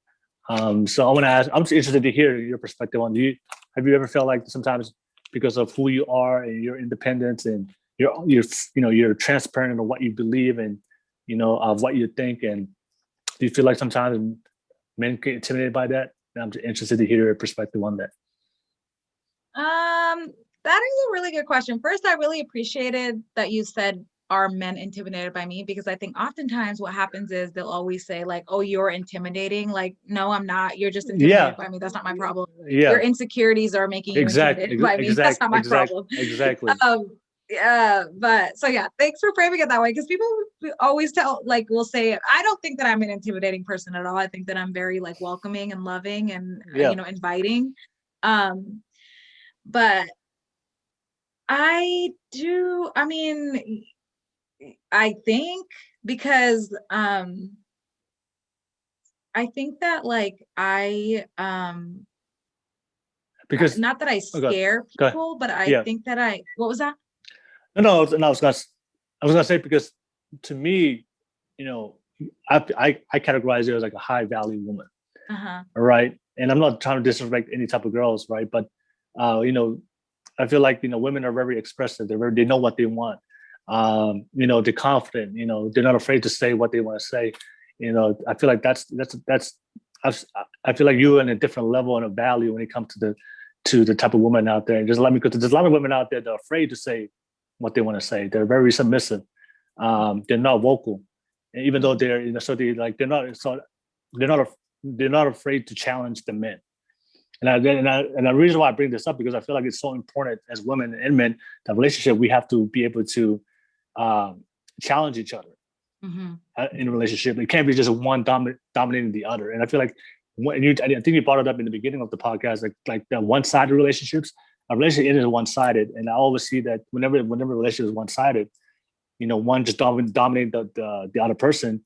That always doesn't lead to a healthy relationship. Always leads to unhealthy relationship later on. I feel like it's so important for both sides to be comfortable with one another and not feel intimidated by one another. But I do have no relationships where the guy is intimidated by the woman or the woman's intimidated by the guy, and it's never healthy. So, but that's why the question came from, because I do categorize you as like a high value woman, and I just wanted to ask you if like your experience, like a lot of men are really because when they meet you and they talk to you in the beginning, they're like, do they get intimidated? Do you see like on your awareness, like you can just tell like, damn, like yeah, I do. Well, I think that I understand where you're coming from when you say like high value women. But I do believe that like I'm here for all my people, and I know that all of us are, we're all yeah. And I say that with respect, so we're by the all, way. yeah. I say that with absolute respect. Yeah. Yeah. No, I no, I totally hear you. I just want to my goal, my intention is to always make sure that I'm uplifting everybody along with me. And, again, every hurt people are hurting people. So when we are in this feeling of not valuing ourselves, we come off as like, people that, aren't really caring for ourselves. And so people treat us in that way, which, is not right. But I do agree with you. I do feel like a lot of men do get kind of taken aback by me, and when I say things, like I'm very expressive, I'm very like I'm right now, the way that I'm talking to you is like very like mature, and I'm like having this conversation, but I'm very like expressive in so many different ways, and I know what I want, and for the longest time I did not. And so I would not submiss, but I would accept whatever I was receiving, even when it was terrible. But now I'm like, I'll make it very clear up front, like this is how I am. I'm in a relationship with myself. I want to build this relationship with myself. That's very important to me. I want to make, and so men, when people try to approach me in that, they'll get very like, oh, like they'll tell me like, oh wow, like I didn't know that that's how you were, like, oh, I didn't know, like, and I guess I've never really, like, now I'm thinking about it and I'm like, oh yeah, that kind of makes sense, like I must have scared that person off, but I really don't give a shit. But but yeah, no, I definitely sense that from a lot of people. And I think that not that I'm saying that that's the reason why I'm single, but um yeah, I feel like people get kind of taken aback by that, intimidated, and they will like be like, they themselves will feel their insecurities rise up and be like, well, it's not even worth trying to pursue anything with this person, because they're not even wanting to like stare at me, or they're not even going to look my way. And then again, that's on them, not me, because we can work on this journey together, but clearly you are, there's some things that you got to work on. But yeah, if that made any sense. I guess people are, I've noticed that. Especially now this past year, I've noticed that like people will be very like I come off as like this very like strong personality person, and people will be very like taken aback by that and confused, like very confused. Yeah. So has any man ever said something about that, like about how you are? I'm just interested to hear. Yeah, like all the time. Like what would they say? What would they say? Like I don't know, like okay, so like one thing, and it kind of like offended me, but this was my sister's partner. It was like and this is and he had made this comment that he's like, Anu is getting her, master's, and she's like very intelligent, and she's very like she knows what the hell she wants, and men are not into that, and I'm not saying like the wrong type of men are not going to be into that, because they're going to be intimidated by that. Because they're going to be afraid of that.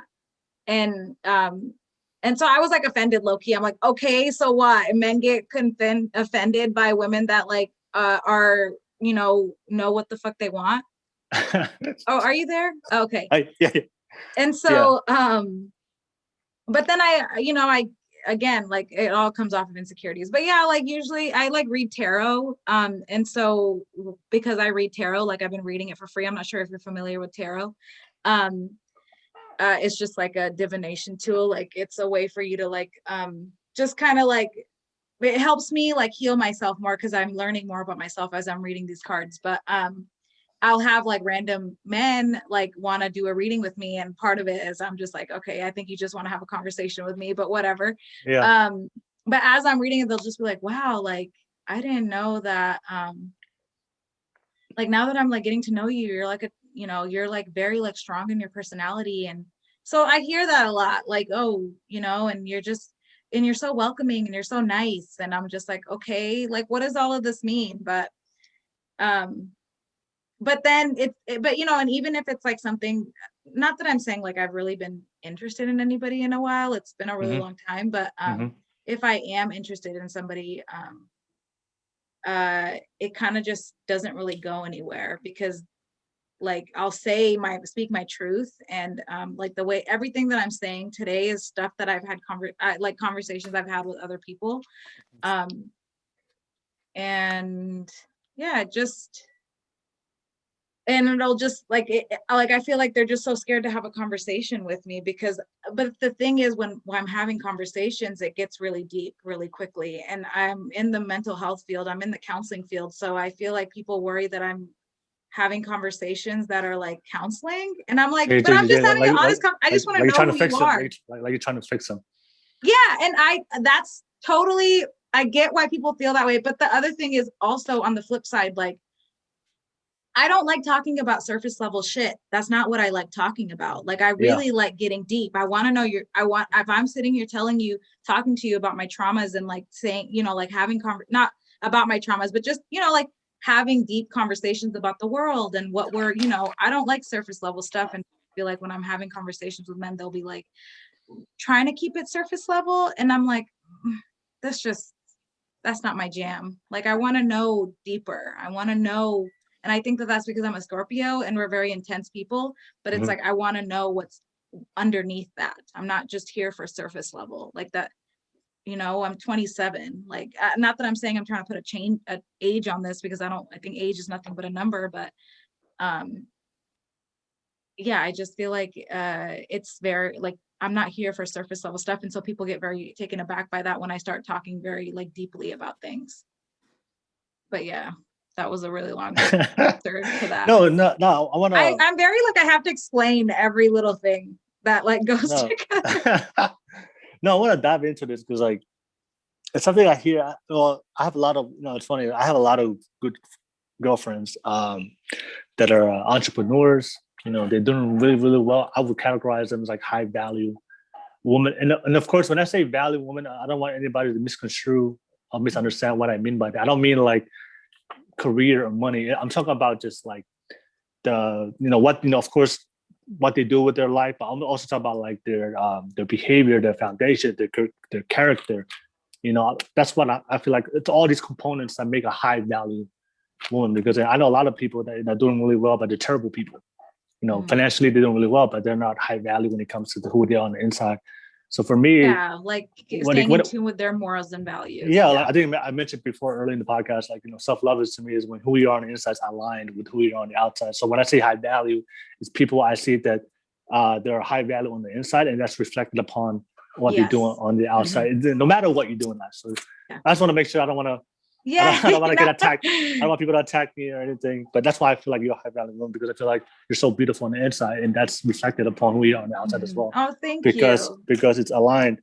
But it's something I always see a lot of women, you know, like they're so high value, but then like nobody is even giving them a chance, or even if they do get, you know, you do get an opportunity, but it doesn't last long. And that's the main concern they always ask me is like, you know, how come I can't find out? They struggle attracting somebody, and at the same time, like you said, they're not going to change who they are. They, you know, they're confident about who they are, and like, you know, they're not going to pretend to be a fake person so they can attract the men, and that's never going to happen. And I believe that's absolutely healthy. But I feel like, you know, because of those conversations, I do a lot of reading about that, and I want to just throw some things to you because I want to open it up to you because I want to get your opinion on it.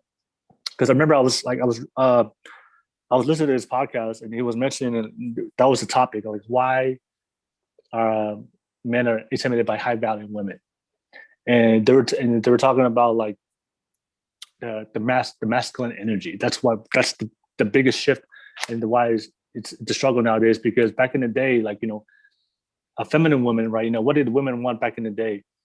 You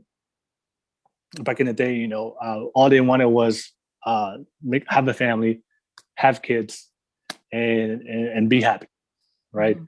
And, you know, getting married and having a family, you know, to them they categorize that as like feminine traits, right? And for a man, you know, what a man is supposed to be in society, you know, driven, have a career, stability, you know, those are all like they call like masculine traits. And I guess because of the time has evolved, that I guess the modern woman has evolved as well. And the modern woman no longer is like the women back in the past, where the modern women they don't care about having a family no more. They want a career, you know. All right, they don't care about having a family. They want stability. which is okay, by the way. It's absolutely okay. So I'm put out there, which is cool. But the thing is, like, career stability, what they say, they categorize as that's a masculine trait. Mm-hmm. And then what happens is when high value women are very career oriented, they're very driven, to men, in their perspective, they don't see it as a feminine trait. They see it as a masculine trait. Mm-hmm. And naturally, that's an attack to their masculinity. Yeah, exactly. So naturally, men are more attracted to feminine traits. And that's why a lot of times I hear a lot of my entrepreneur friends, girlfriends, how could I have everything? I have a job, a full career, I'm making money, I'm stable.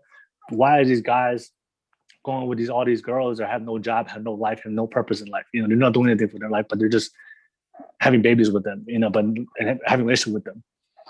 Mm-hmm. And I have to explain to them, because I was just reading up on, learning about that. I was like, well, in reality, I tell this to all the women, like, when it comes to a guy, they do not care about what you do with your life and what you have in your life.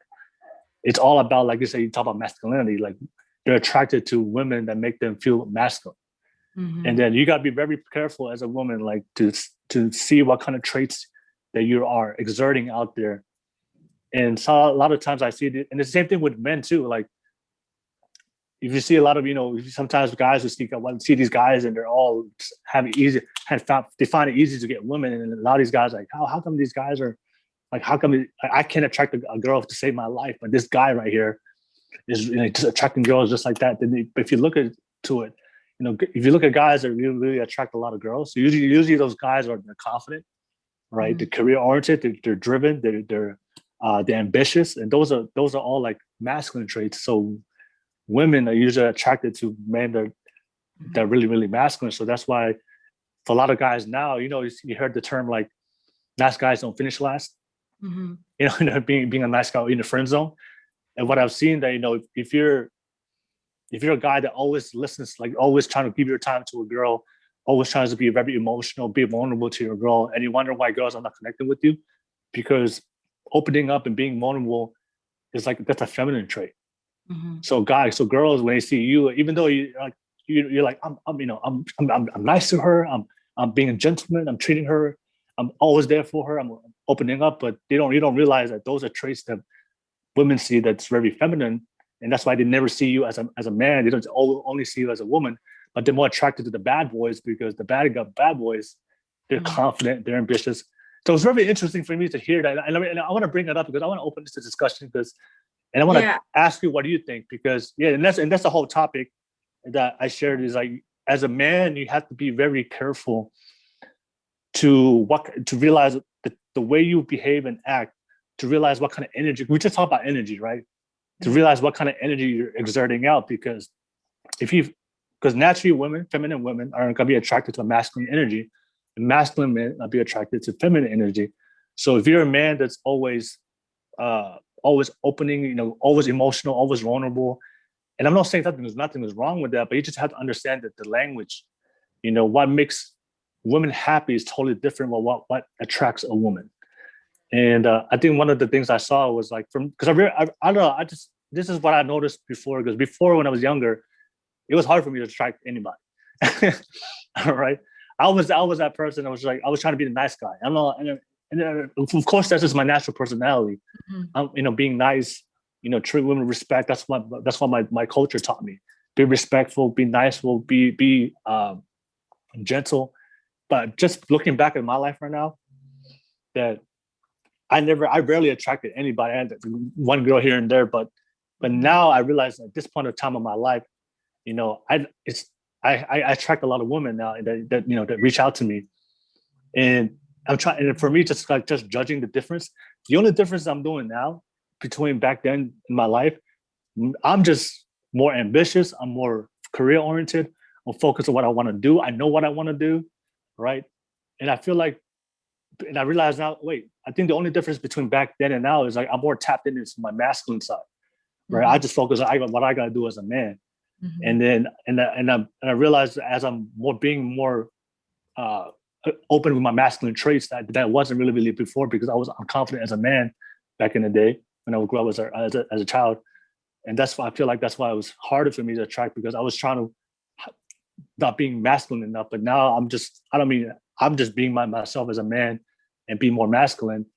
And now it's not hard for me to attract anybody, which is kind of, and when I heard that podcast, I took a step back and listened. I was like, dang, I didn't realize that, because I remember I was that guy, like trying to be very open to give my time to every single girl, but nobody gave me any time of the day. But the moment I shifted, like, you know what, I'm just gonna focus on me being a man. I'm just gonna do me, career, focus on what I gotta do, build a life, build financial wealth for myself. Then I realized that all of a sudden I started to attract females. And I think one thing they always said is like, it's good. Like, don't be a kind man, be a gentleman, but always make sure you lead off with your masculinity. So, which is something I've really shifted nowadays for me, because like back then I was gentle, but now, so the way I always tell men now is like, don't be a caring man, be a man that cares, if that makes sense. Don't be a respectful man, be a man that respects. Lead off with your masculine energy. Lead off with being a man that respects women. I'm a man, but I respect women. I'm a man, I'm kind to women, I love women, right? But I'm gonna lead off of my masculine energy. I'm gonna lead off of being confident in myself. And I feel like that's when things change. So it was very interesting to learn that perspective about that, and just learning about masculine energy and the way we see things when it comes to women attracting men and men attracting women, especially when it comes to like high value women. And I had to ask my girls, like, yeah, really look at them, look within yourself and look at your traits and see what kind of traits that you have, whether it's masculine, feminine, and see, because usually that's when it comes to women and men, when we look at another partner, we're usually attracted to the energy of, if you're a woman, and you're naturally be attracted to a man that makes you more feel like a woman, and then a man will always be attracted to a woman that makes them more feel like a man. Like, what are your thoughts on that? I know there was a lot, but I'm very interested to hear your thoughts about that. But yeah, there's definitely like a what are your lot thoughts of on what are your that thoughts come on to that? mind when you say that, because like what I believe is that like you mentioned, all genders like have that within themselves, that masculine and that feminine energy. Yeah, It's innate. And it yeah, depends yeah, on how much we're able to be in tune with that masculine and feminine energy. yeah, um I do believe that, like, uh again, I'm gonna go back to that, is like, I think that it's important to have to cultivate and to embrace both sides of those. And and also, like, I think that, I guess, like, side note is like, for such a long time, women have been conditioned to believe that their feminine traits, or yeah, their feminine energy is wrong, and something's wrong, innately wrong with that, and that it's weak, and that it's yeah, that it's when the truth is, it's powerful. It's actually very powerful. It's beautiful. It creates life. It creates, it roots us, it grounds us, it's everything. So I think that when I look at like feminine and masculine energy, I think that it's very important to recognize that, like, for such a long time, feminine energy has been always looked at as something that's very meek and very, very weak, and not something that should be shown. That, and I'm not just saying for women, that also goes for for men men, too, yeah, men too, yeah, energy. Um, and to not look at it in that way. And I think that, like, ultimately that comes down to working on those insecurities, yeah, and asking yourself, like, why, like, am I changing myself, or am I changing myself to be a better person for myself, or am I changing myself to be a better person for somebody else? Because then ultimately you're lying to yourself, and you're lying to the other person, if you're choosing one side of yourself over the other and not really fully happy with that. So I think that, like, that is like something that comes to mind. And uh yeah, I think that, like, I think that, honestly, like, when certain people are intimidated by, like, you were saying, like, a lot of your girlfriends will come up to you and say, like, I have a career, I have all these things, like, why am I still, like, single or whatever? And then, like, like, people will say, like, men are, like, not. And like, what I believe is, like, a lot of that has to do with the fact that, like, men rather than looking at it as like, oh, something's wrong with you, like for women, like something's wrong with you, like you need to change yourself and you need to be in tune more with your feminine side. That's how you're going to meet a man. When really what's happening is like the man is the one that feels attacked. His masculinity is being attacked.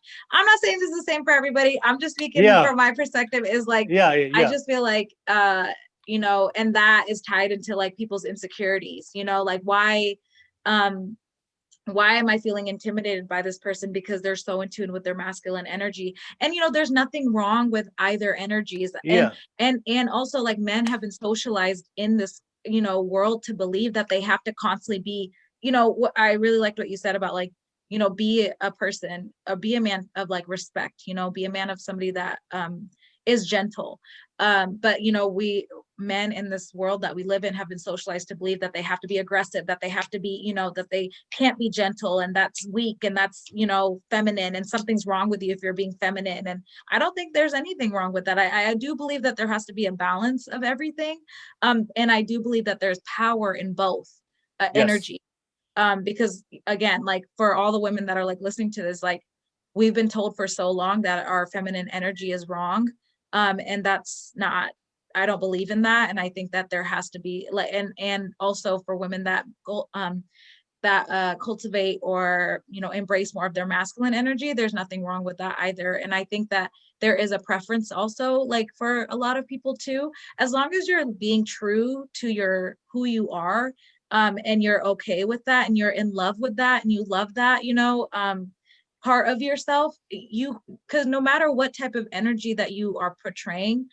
from what my what I believe, I do believe that you can attract whoever it is as long as you're being genuine and authentic to yourself. It's just funny because I feel like, not that I'm saying you disagree with me, but this is like my perspective. Like we're both, I think that both of our perspectives are very valuable, because there's going to be people that are going to be listening that are also going to be, like listening to that perspective as well. But it's like, I think that, like it's just really important to embrace both of that, and embrace whoever it is that you are and what side that you connect with the most. Like, for me, like I feel like I've connected with my feminine energy all my life. Like my sister is like very masculine energy. She's an older sister. She intimidates a lot of people. Like a lot of people are very intimidated by her, because she's very like, boss, like don't give me that, whatever. And I'm always like, hey, like smiling all the time, and like super nurturing and loving, and making sure that people are and I think that and because and I love that about myself, and I've been able to attract so many amazing people because of that, but then also knowing that like there is this masculine energy within me that I can also cultivate, and it isn't this personally speaking, it isn't this like gender thing where it's like you have to be a certain type of way because that is what gender is, but I think that like a lot of it just has to do with how comfortable, how in tune, how in alignment, how confident you are within yourself, and and the decisions that you make, because I've dated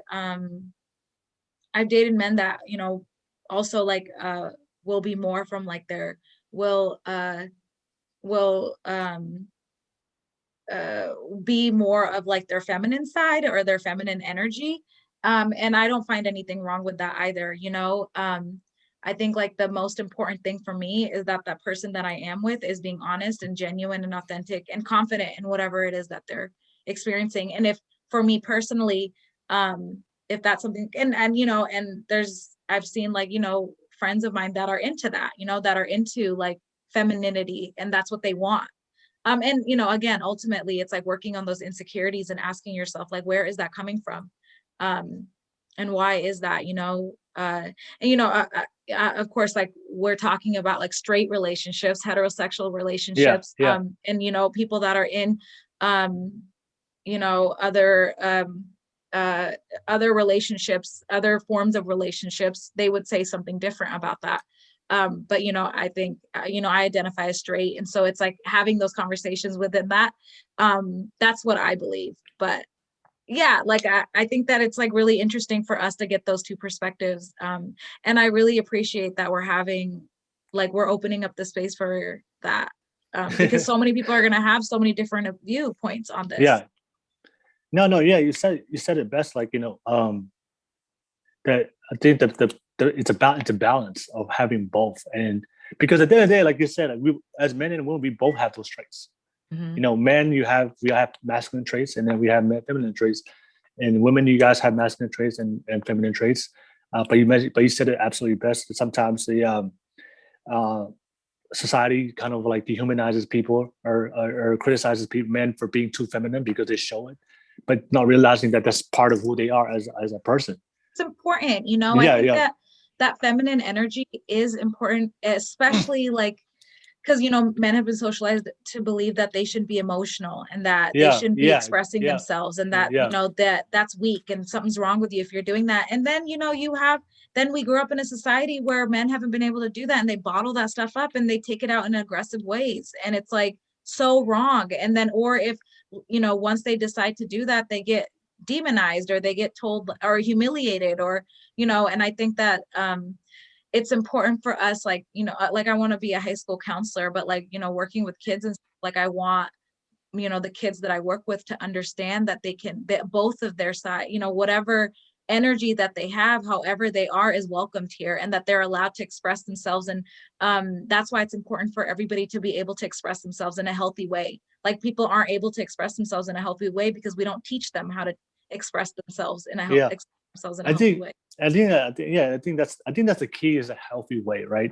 Yeah, Is where you're able yeah. to where you're able to exhibit masculine and female energy in a nice, healthy way for yourself. Because one thing I have seen is sometimes in my friends, with a girls or guy, they exhibit too much energy and it's not healthy. Mhm. Like for instance, like being vocal, right? Mhm. And sometimes being vocal is good, but if you're a healthy vocal person, you always not only you express yourself, but you also give the other person to express themselves, because you're happy, because you're healthy, you come from a happy state of mind, right? And oftentimes I have seen men where they're just too masculine, Mhm. or women women that get, sometimes they're too masculine as well, or too Mhm. feminine. And then that's why you said it best. Like that's why it's so important to take time to deal with your trauma, Mhm. because sometimes if you don't heal those part of yourselves, and then sometimes your traits, you're reacting in a way that is unhealthy. Mhm. Sometimes I meet a lot of women that some people call like too vocal, and then Mhm. I talked to one. I was like, hey, so I know you're vocal, but I know sometimes you don't you speak over people and you don't give them a chance Mhm. to say anything. And where is that coming from? Like, And why do you then yo, feel like you have to do that? then I ask him, right? Because in their mind, what do you mean? I'm vocal because I'm independent. I'm vocal because I'm this. Wait, no. Like, speaking over a person has nothing to do with being independent, because society have told has treated you in a way that has been has made you feel like that you have to be this strong, powerful. I get it, but just take a step back, like, where is this coming from? And then they finally open up, like, from their traumas, that their whole life they were mistreated, and they feel like they have to protect themselves, and that's Mhm. their way of like protecting themselves. Anybody coming in, they have to let them know, like, their boundaries. And I'm like, yo, when it comes to relationship, there is no boundary. You have to open up, be open Mhm. yourself, and allow somebody, and don't feel like don't feel defensive if somebody ever challenges you or questions you. But because you haven't healed from that trauma, you feel like that every man that tries to challenge you, you feel like that they're trying to dominate you the way some that man in the past used to dominate you. All right. So you got to heal from that. Let that one man go. The one man that treated you like crap. Let him go, because so you can allow that good man to come in and Mhm. be that man in your life. I see this a lot. So that's why I wanted to bring it up, because sometimes I feel like a lot of men are not aware of that, and a lot of women are not aware of how their behavior and how they're exhibiting that to other people, and also how people are responding to it. So it's always really important to know um, your Yeah, I think energy. it's like, Yeah. yeah, it's just like so important that however it is that you are reacting to a situation, you're owning up to that, and it's not coming from this place of trauma. It's not coming Yes. from this place Yes. of hurt. It's not coming from this place of, um, and it's something that you truly embrace about yourself, and you're confident in. So. Yeah, because I remember back when I was younger, I used to be afraid of like being opened up and being emotional and talking, and I used to hide that. But now, like I said, now at this point, like I can talk with people and open up, but then at the same time, I can just go out there tomorrow and focus and just tick out and focus and be ambitious and do what I got to do. So I can switch that because I'm healthy. I found a healthy place now, right? And I feel like that's the key. And I thank you for bringing that up, like that healthy space that you have to figure out. You have to take the time to work on. Yeah. So I'm glad we talked about that topic. Yeah. I'm like learning so much, and this is like, it's so interesting, like how we went from like one conversation to another. Like I guess the last thing I want to ask you about, because I feel like that's something that can definitely add a lot of value to people, because I know you've talked about being a very spiritual person. And can you talk about, your spiritual journey, what you found out about yourself and how that helped you in your healing process? And I'm just very interested to hear that, and for everybody that's watching this. Yeah, I feel like everything that I talked about is a part of my spiritual journey, and of course, like I feel like my spiritual journey began once I read that book, The Four Agreements, and I really started looking at life in a different way and understanding that I am the universe, and the universe is that within me, and I hold value, I hold power, I'm an infinite being, and that means that I'm an abundant being. I'm an infinite being. I'm an abundant being, and the possibilities in my life are abundant. The opportunities in my life are abundant. And once I start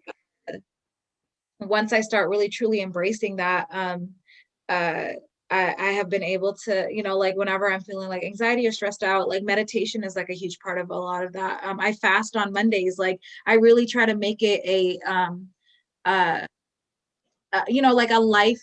It's not, it's a lifestyle. It's not something that I've been reading this other book right here. I was reading it. It's called Pieces Every Step. You can't even see that. Yeah, I can see it. I can see it. It's by Thich Nhat Hanh. I listen to Janae Aiko a lot. I listen to a lot of frequencies, and I love Janae Aiko. She's freaking God sent. She's a healer. I love her. She's changed my life. I just love her music. And she's just somebody that really is truly doing the work of healing. But she's the one that I was listening to the Jay Shetty podcast. I don't know if you listen to Jay Shetty, but he had invited Janae Aiko on there. And so she mentioned this book, but this book talks about living in mindfulness, and how every aspect of your life should be done in mindfulness. So when we're stuck in traffic, rather than looking at yourself as being stuck in traffic, taking that as a time to breathe, center yourself, and really understand that things aren't happening to you, they're happening for you. When you're stuck at a red light, like another thing, like when you're stuck at a red light, like taking that time to breathe, not feeling like you're stuck, changing that perspective. Like my perspective change has been everything for me. When I started looking at life in a totally different lens, I started looking at the beauty in life. It's so easy to get wrapped up in this world that we live in, all the horrible stuff that's going on.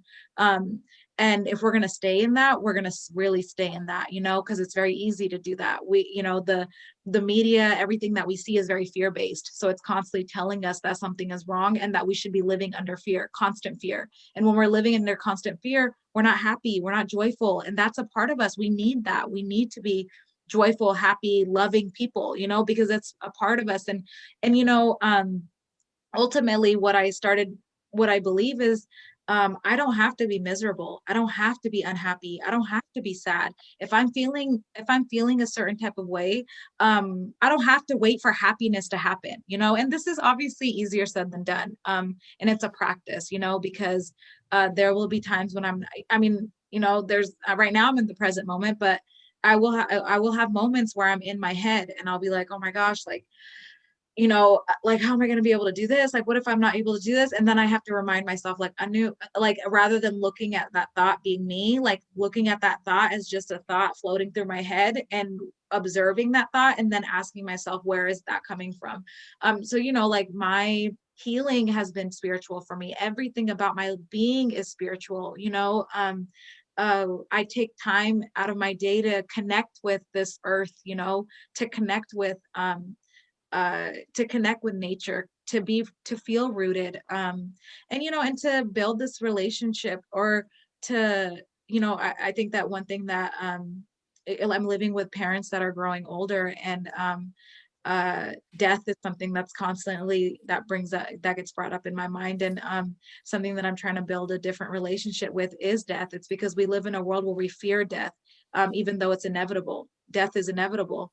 And it's because we live in a world where it hasn't been taught to celebrate it. It isn't being taught as something that is that should be, accepted. Rather, it's always something that we're like trying to find the newest way to, like, stay young or stay whatever.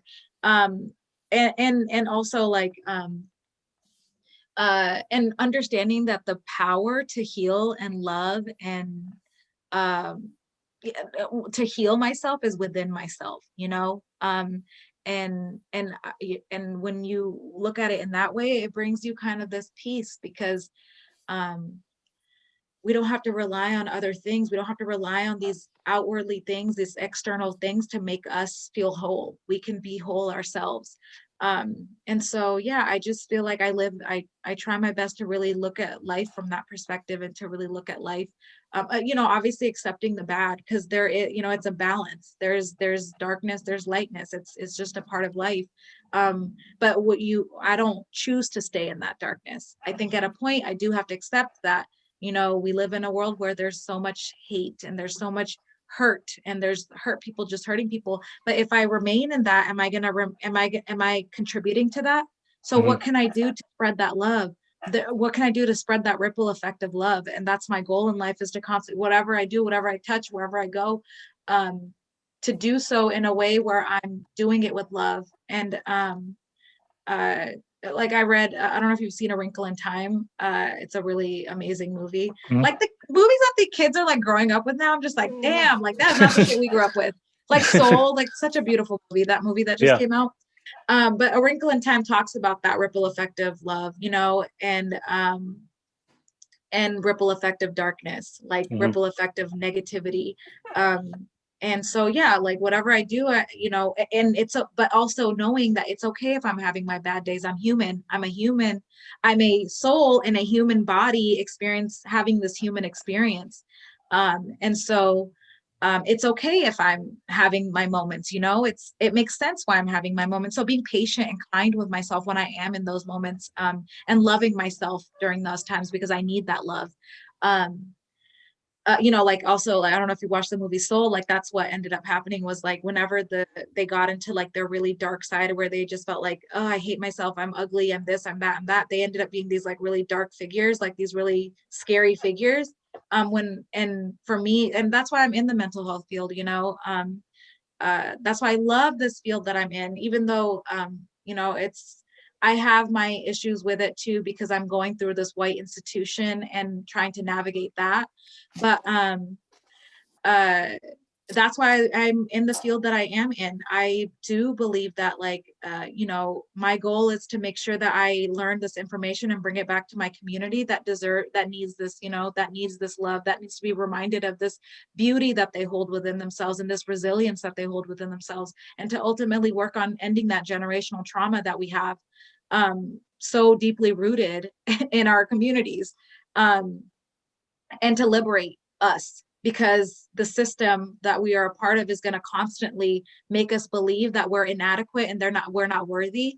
And that's why, it's important for me to, like, I believe that, for me, I'm doing that work of, taking care of myself and loving myself and having that self-care, but then also knowing that I am on this world, having this level of awareness to make sure that I'm spreading that love. So, it's actually, I'm so elated that that's something that I have this awareness of. But yeah, just like my spirituality is what has allowed me to shift my perspective from looking at life from this deficit mindset and this, life is just, what's the point of any of this, to looking at it as like life is beautiful and it's really what I make it. And I choose to live in my heaven or hell. Oh, thank you. Yeah. Thank you for sharing that. No, and that was beautiful, by the way. Thank you. That was really great. Yeah, I guess my only thing I want to add on to that is like for people to understand the difference between spirituality and religion, two different things. And a lot of times we get caught up with religion. And I mean, I don't want to go into religion because that's just a whole other topic. And and I know that everybody has their own beliefs. So I respect. I feel like when it comes in, so the difference between spirituality and religion, you should know the difference. It's really, really important. But the one thing Totally agree. the way I see spirituality is like,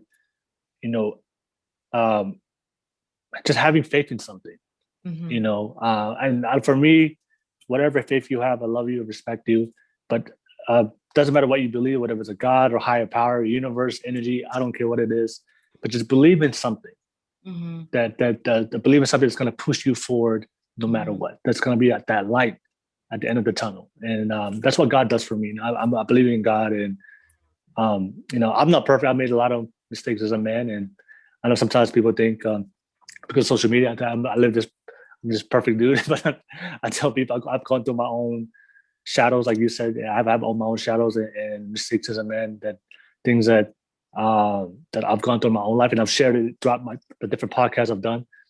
But one thing that my faith always does for me, it allows me to know that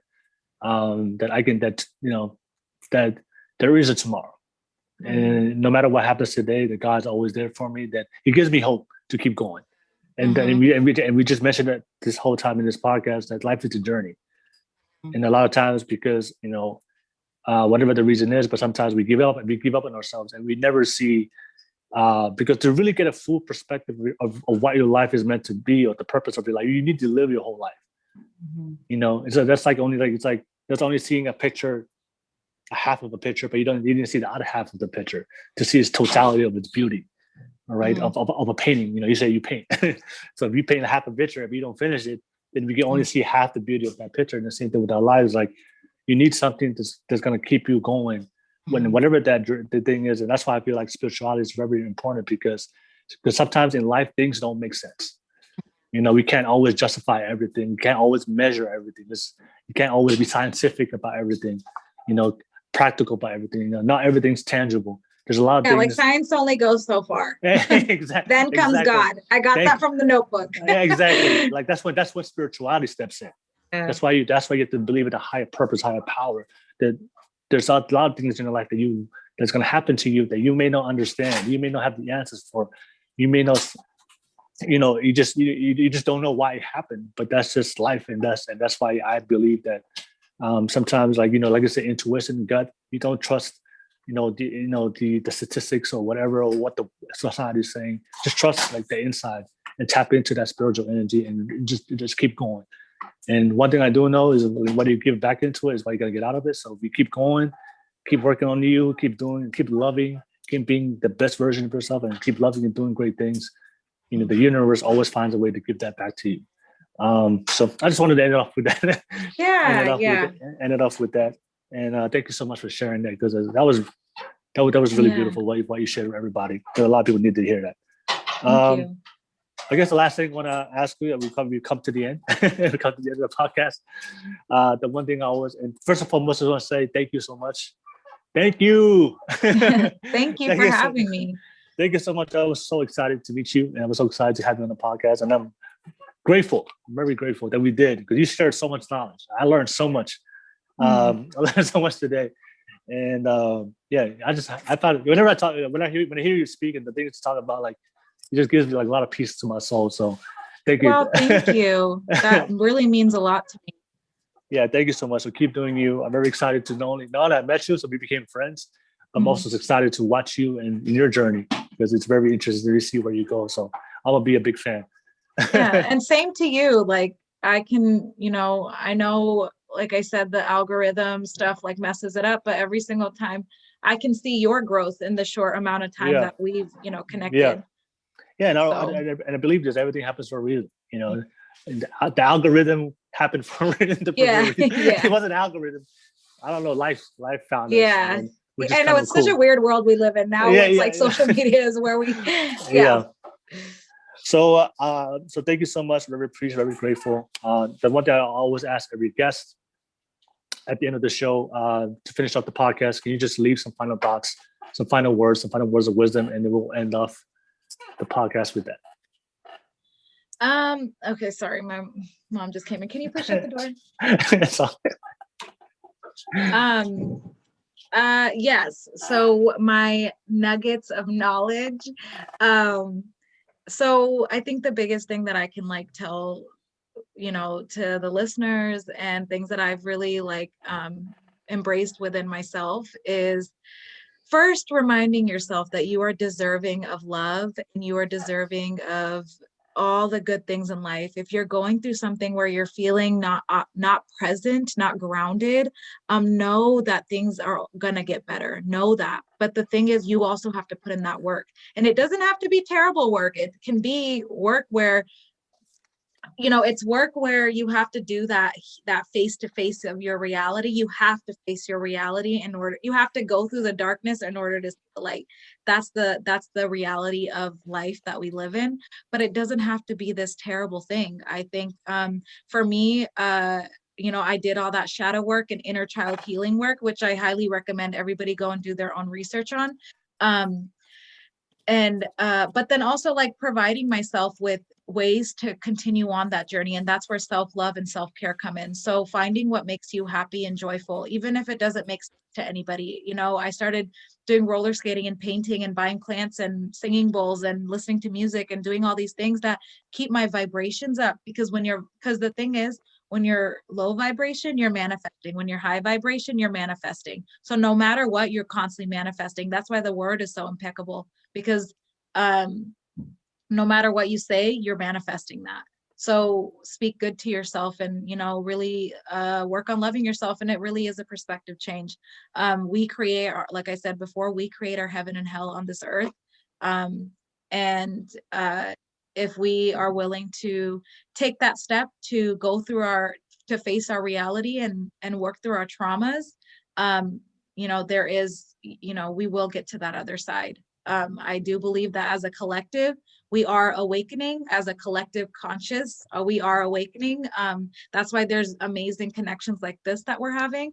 And to really reach out to support systems and to listen to your gut. If something in your intuition is telling you that it's not wrong, whether that's with yourself or with somebody else in your life, listen to that. It's the most important thing it's the most beneficial, most important thing that you can do for yourself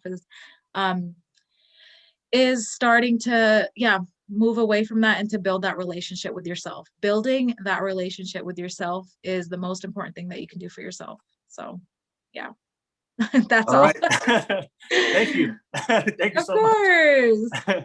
My bad. I had to switch my charger because my battery was about to die, so I had to charge it real quick. Yeah, no worries. And turn off the light. But thank you so much for sharing it. I hope all you guys heard that, and I hope all you guys start, anything that you took away from this. I just hope that we added some balance to your life to make you a lot happier. So thank you so much. I'm gonna go ahead and turn off the stop button, and I'm gonna talk to you right after. Okay. All right. Cool. All right, guys. Bye.